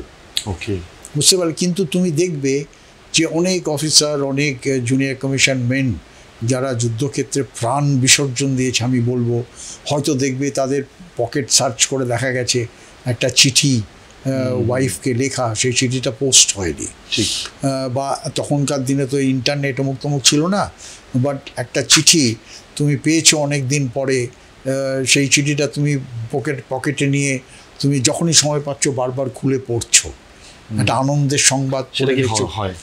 একদম, we used to wait for our letters. মানে ওই আবার সেই সিনেমার কথায় চলে আসি, এবং বর্ডার দিয়ে আমরা দেখেছিলাম সন্দেশে আতে হে গাতে। It is a fact that those days the jawans and officers and men, they used to wait for the letter that ডাক এসে কবে চিঠি দেয় আমাদের, আর তোমার চিঠিটা নিয়ে যাচ্ছে কিনা। আপনার কি মনে হয় যে এই যে প্রাদেশিকতার একটা ব্যাপার রয়েছে, ব্যাটালিয়ন, বিভিন্ন ইন্ডিয়ান, আমরা যদি দেখি ইন্ডিয়ান আর্মিতে এখনো সেভাবে বাঙালিদের কোনো ব্যাটালিয়নই নেই, কিন্তু সুভাষচন্দ্র এই জিনিসটা থেকে নিজেকে অনেকটাই দূরে রেখেছিলেন, তিনি সব নামগুলো অন্যভাবে তার নামকরণ হয়েছিল। দেখো, প্রাদেশিক ব্যাপারটা চেষ্টা হয়েছিল ইভেন 65 সাল যুদ্ধের পরে, সেখানে দেখা গিয়েছিল যারা জুনিয়র কমিশন অফিসার তাদের পারফরমেন্স ওয়াজ নট গুড। তখন স্যাম মানেকশাই ট্রাই করেছিলেন যে অল আর্মস একটা মিক্সড রেজিমেন্ট করো। দেখো, মিক্সড রেজিমেন্ট মানে ধরো একটা রেজিমেন্ট রাজপুত রেজিমেন্টারি, ধরো 1 নম্বর ব্যাটালিয়ন, সেই ব্যাটালিয়নে এখন এই যারা ইনফেন্ট্রি ব্যাটালিয়ন বা আর্টিলারি রেজিমেন্ট বা আর্মার্ড রেজিমেন্ট, এখন 2-1টা মিক্সড ব্যাটালিয়ন হয়েছে, কিন্তু আগে it was purely based on caste and community. Let me tell you, যেরকম আমার ব্যাটালিয়নে 4টে কোম্পানি, রাইফেল কোম্পানি, তার মধ্যে 2টা কোম্পানি ছিল পিওর রাজপুতস, মানে দে আর অল রাজপুত ফ্রম রাজস্থান। একটা কোম্পানি ছিল গুজর্স, দে আর গুজর্স ফ্রম রাজস্থান। একটা কোম্পানি ছিল ব্রাহ্মিনস, দে আর ব্রাহ্মিনস ফ্রম ইউপি। সেগুলো এখন আর নেই না, সেগুলো আছে, সেই পুরনো ব্যাটালিয়নগুলো এটা কিন্তু মেনটেন করছে। কিন্তু তাহলে মনে হয় এইটা একটা barrier? It is not a barrier. I would think that it is a good system. আমরা কি মনে হয় এটা কোনো সাইকোলজিক্যালি ইউজ করা হয় যাতে আরো বেশি মোটিভেট করা যায়? না, দেখো, এটা মানে প্র্যাকটিক্যাল আমরা যেটা দেখেছি, যেই তুমি মিক্সড করে দিলে ধরো একটা কোম্পানির মধ্যে একজন বাঙালি, একজন মুসলিম, একজন শিখ, একজন গুর্খা, ঠিক আছে, খাবার বানালে বাঙালি বলছে ইয়ার ये तो मेरे को पसंद नहीं है, हमको तो मच्छी और भात चाहिए। अच्छा। गुरखा बोलছে अरे ये हमको पसंद नहीं है, हमको तो रोटी और मीट चाहिए। सिख बोलছে আমার ये पसंद नहीं है, हमको तो बाजरे का रोटी और ये मक्खन चाहिए। যে এইটা আমরা দেখলাম, so it weekends your command structure. আমি প্র্যাকটিক্যাল বলছি তোমাকে, এটা তো লোকে জানে না, জানার চেষ্টা। কিন্তু যেই তুমি কোম্পানিকে, একটা Rajput company, their same food habit, they come from the same background, they are more cohesive unit to fight. কিছুক্ষণ আগে শুরু করার আগে আলোচনা করছিলাম যে ওয়ান র্যাঙ্ক ওয়ান পেনশন, যেটা নিয়ে একটা দীর্ঘ লড়াই হয়েছিল। ফাইনালি আপনার মনে হয় কি যে এই গভর্নমেন্টের আমলে ইন্ডিয়ান আর্মির যারা স্টাফস রয়েছে অনেক বেশি সুযোগ সুবিধা বেশি পেয়েছে? There is no doubt. দেখো, যদি গ্রাউন্ড এক্সপিরিয়েন্স থেকে বলছি আবার আমি, আমরা যখন রিটায়ার করেছিলাম লেটস সে 96-এ, ঠিক আছে, আমাদের পেনশন তখন ছিল 17,000 টাকা। After I did 10 years of full colonel service as a substantive full colonel। আচ্ছা। একটা জওয়ানের পেনশন, যে 15 বছর সার্ভিস করার পর একটা জওয়ানের পেনশন ছিল হয়তো 1,500 থেকে 2,000 টাকা। আচ্ছা, রাইট। আর তুমি আজকে যদি নাও, সেখানে এই ভেটারেন্সদের কথাই বলি আগে, সে আর যদি সার্ভিং অফিসারের কথা বলি, আমরা যখন স্টার্ট করেছিলাম 64-এ as an officer second lieutenant, তুমি অবাক হয়ে যাবে, আমাদের স্যালারি ছিল 400 টাকা। আচ্ছা। আর যখন আমরা ফিল্ড এরিয়াতে ছিলাম, সার্ভিস করতাম, তখন 400 with 30 rupees kit maintenance allowance পেতাম, 30 রুপিস স্পেশাল ডিস্টারবেন্স অ্যালাউন্স পেতাম, 460 টাকা। আর nothing was free for the officers, because even আমরা, my first posting was at Changu in Sikkim with the battalion, 64-এর কথা বলছি। আমাদেরও 1 টাকা পার ডে পে করতাম আমরা for our officers mess food, to boost up the food in whatever was given free in the operational areas. এখন কত হয়েছে? কিন্তু এখন যদি তুমি দেখো, অ্যাজ এ লেফটেন্যান্ট যখন কমিশন পায়, তোমাকে আমি বলছি যে লেফটেন্যান্ট যখন কমিশন পায়, his salary is 75,000 rupees to 1 lakh। আচ্ছা। তার মানে 400 টাকার থেকে সেটা হয়ে গেল 75,000 to 1 lakh। আমাদের র্যাঙ্কে যে ফুল কর্নেল, যারা 10 বছর ফুল কর্নেল করে রিটায়ার করছে, they are getting a salary of 2,80,000 rupees। মানে এটা কি আজ থেকে 15 বছর আগে অন্যরকম ছিল? না, একদম অন্যরকম, টোটালি ডিফারেন্ট। তার মানে সেখানে পেনশনের লেভেলটা অনেক হাই। অ্যাবসলিউটলি। যেই পেনশনের লেভেলটাকে ওয়ান র্যাঙ্ক ওয়ান পেনশন, ব্যাপারটা কি, ধরো আমাদের সময় এ ফুল কর্নেল স্যালারি ওয়াজ 34,000 rupees, রাইট? সো 34,000 rupees যেই তুমি রিটায়ার করলে তার অর্ধেক তোমার পেনশন হয়ে যাবে। আচ্ছা, এখন যে কর্নেল যে রিটায়ার করছে, তার স্যালারি হচ্ছে 2,80,000 rupees। সে যে রিটায়ার করলো, 2,80,000 rupees আর হাফ করে দাও। মানে অ্যাকচুয়ালি মানে ভ্যালুটা তো বোঝাচ্ছি তোমাকে, ওয়ান র্যাঙ্ক ওয়ান পেনশন ব্যাপারটা বুঝতে হবে। না, ওয়ান র্যাঙ্ক ওয়ান পেনশন ব্যাপারটা বুঝিয়ে দিই একটু সিম্পল ওয়েতে। আমিও কর্নেল রিটায়ার হচ্ছি, রাইট, আমি পেনশন পাচ্ছি 17,000 টাকা। আর বি কর্নেল আজকে রিটায়ার হচ্ছে, he is also my rank. মানে আপনার স্যালারির বেসিসে আপনার পেনশন হবে না। Now he is getting a pension of 1,20,000 rupees. I am getting 16,000. He is getting. I am a colonel. He is also colonel. Why? So one rank, one pension. মানে যেই র্যাঙ্কের অফিসার বা জওয়ান, সে it should be the same. মানে salary লেভেলটা যখনই, মানে pension লেভেলটা যখনই বাড়ছে, প্রত্যেকের একসঙ্গে বাড়বে। ইট শুড বি দি সেম। আমি শুরু করেছিলাম এখান থেকে যে আর্মি বা সোলজাররা কখনো প্রফেশনাল হয় না, কারণ তাদের প্রফেশনটা হচ্ছে part of their life, but তার থেকে অনেক বেশি কিছু যারা করে দেখিয়েছে, যা করে দেখায়, যেটা হয়তো আমরা কল্পনাও করতে পারি সিভিলিয়ান। এনিওয়ে আজকে আলোচনার মধ্যে দিয়ে সেটা সবচেয়ে ভালো যে জায়গাটা আমি উঠে এলো, যেটা একটা ভাস্ট এক্সপিরিয়েন্স কোনো আর্মি অফিসারের সাথে। প্রথমত থ্যাংক ইউ সো মাচ আপনাকে, আপনি আমাদের সময় দিলেন, এবং এত মানুষ আপনাকে এই মুহূর্তে যারা দেখছে তারা হয়তো অনেক কিছু ইন্ডিয়ান আর্মি সম্পর্কে জানতে পারলো। আর আইএম বোসের পক্ষ থেকে অনেক শুভেচ্ছা রইল আপনার, আপনি 80s স্টিল ইয়াং। এবং জাস্ট 2 লাইনসে শেষ করবো, জাস্ট আপনার সাজেশন কি হবে মানে সাধারণ মানুষের জন্য, যে how to be fit like that? দেখো কুনাল, প্রথমে আমি আরেকটা কথা বলতে চাই যেটা আমি বলিনি। তোমরা অনেকে ভাবে বা তোমরা ভাবো, জাস্ট 1 মিনিট নেব, যে আর্মি দেশের জন্য লড়াই করছো, you fight for the country. Right, wrong concept. We don't fight for the country, একদম সোজা বলছি তোমাকে। First of all you fight for your own honour, তোমার নিজের সম্মান। যে সেকেন্ড লেফটেন্যান্ট সৌমিত্র রায়, আমি যদি ঠিকমতো ওই ট্রেঞ্চে দাঁড়িয়ে গুলি না করি, আমার সম্মানটা কোথায়? এ রে সামনে ভাগ গিয়া ওয়া সে গোলি খাকে। Then what comes in your mind, which battalion and unit you are fighting for? I am from 20 Rajput, I am from 5 Rajput. If something goes wrong, my battalion, my God, I'll totally be dishonored. Then I think my brigade, my God, I part of this brigade, I have to fight. Then I fight my army, Indian army ki wo officer bhag gaya hai, wo jawan bhag gaya hai, ওই জিনিসগুলো মাথার মধ্যে আসে।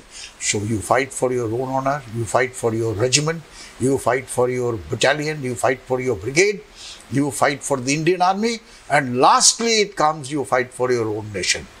মানে আমি ব্যাপারটা বুঝতে পারছি। লাস্ট পয়েন্ট যে তুমি বললে, প্রশ্ন করলে, না আমি এটা বুঝতে পেরেছি। আমি আজকে না, তুমি প্রশ্ন করলে, ঠিক আপনি আমি যে তুমি যদি ডিসিপ্লিনড লাইফ একটা মেনটেন করো, because which army teach you defence to maintain a discipline life, তুমি কিন্তু ইটস এ, আমাদের লাইফ স্প্যান অনেক বেড়ে গেছে।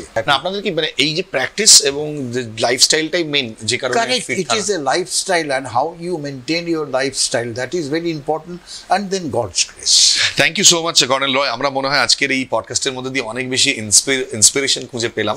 এটা ঠিক কথা যে একটা ভিশন দরকার হয় যে কোনো মানুষের কাছে। ইন্ডিয়ান আর্মিতে যারা অনেকেই হয়তো আসেন, যারা একদম গ্রাম থেকে আসেন, যাদের কাছে প্রাথমিকভাবে একটা চাকরি দরকার হয়, কিন্তু পরবর্তীকালে তারা যখন জুড়ে যায় বিষয়টার সঙ্গে, আস্তে আস্তে অফিসারদের সান্নিধ্যে আসার পর এটাই হয়তো যেটা কর্নেল রয় বোঝানোর চেষ্টা করলেন, যে ভিশনটাকে বা ভিশনারিটাকে মানে ওটা দেখাটা ভীষণ ইম্পর্টেন্ট। দেশ অনেক পরে আসে, আগে নিজের প্রাইডের জন্য লড়াইটা অনেক মানে ওটাই বড় হয়। হয়তো এভাবেই সিস্টেমটা তৈরি করা হয়েছে বলে ইন্ডিয়ান আর্মি আজকে আমাদের এভাবে প্রোটেক্ট করে যাচ্ছে। আজকের এই ইন্টারভিউ বলুন, পডকাস্ট বলুন, টোটালটাই ছিল ইন্ডিয়ান আর্মির জন্য। আর আমি অনেকটা চেষ্টা করলাম একজন সিনিয়র ইন্ডিয়ান আর্মি অফিসার, যিনি ভেটারান, যিনি আমার সামনে ছিলেন, কর্নেল সৌমিত্র রায়, যার মাধ্যমে হয়তো আপনারা অনেক কিছু জানতে পারলেন। কেমন লাগলো সেটা প্লিজ আমাকে কমেন্টে জানাবেন। কোন কথাটা সবচেয়ে ভালো লেগেছে, আরও কী কী জানতে চাইছেন, কী কী দেখতে চাইছেন, প্লিজ সেটাও জানাবেন। আপাতত এখানে শেষ করছি। Thank you so much I am Bose দেখার জন্য। কুনালস ডায়েরির এই পডকাস্টগুলো আসতে থাকবে আপনাদের জন্য। আপনারা লিখে ফেলুন আর কী কী দেখতে চান। Thank you so much, thank you আপনাকে সময় দেওয়ার জন্য।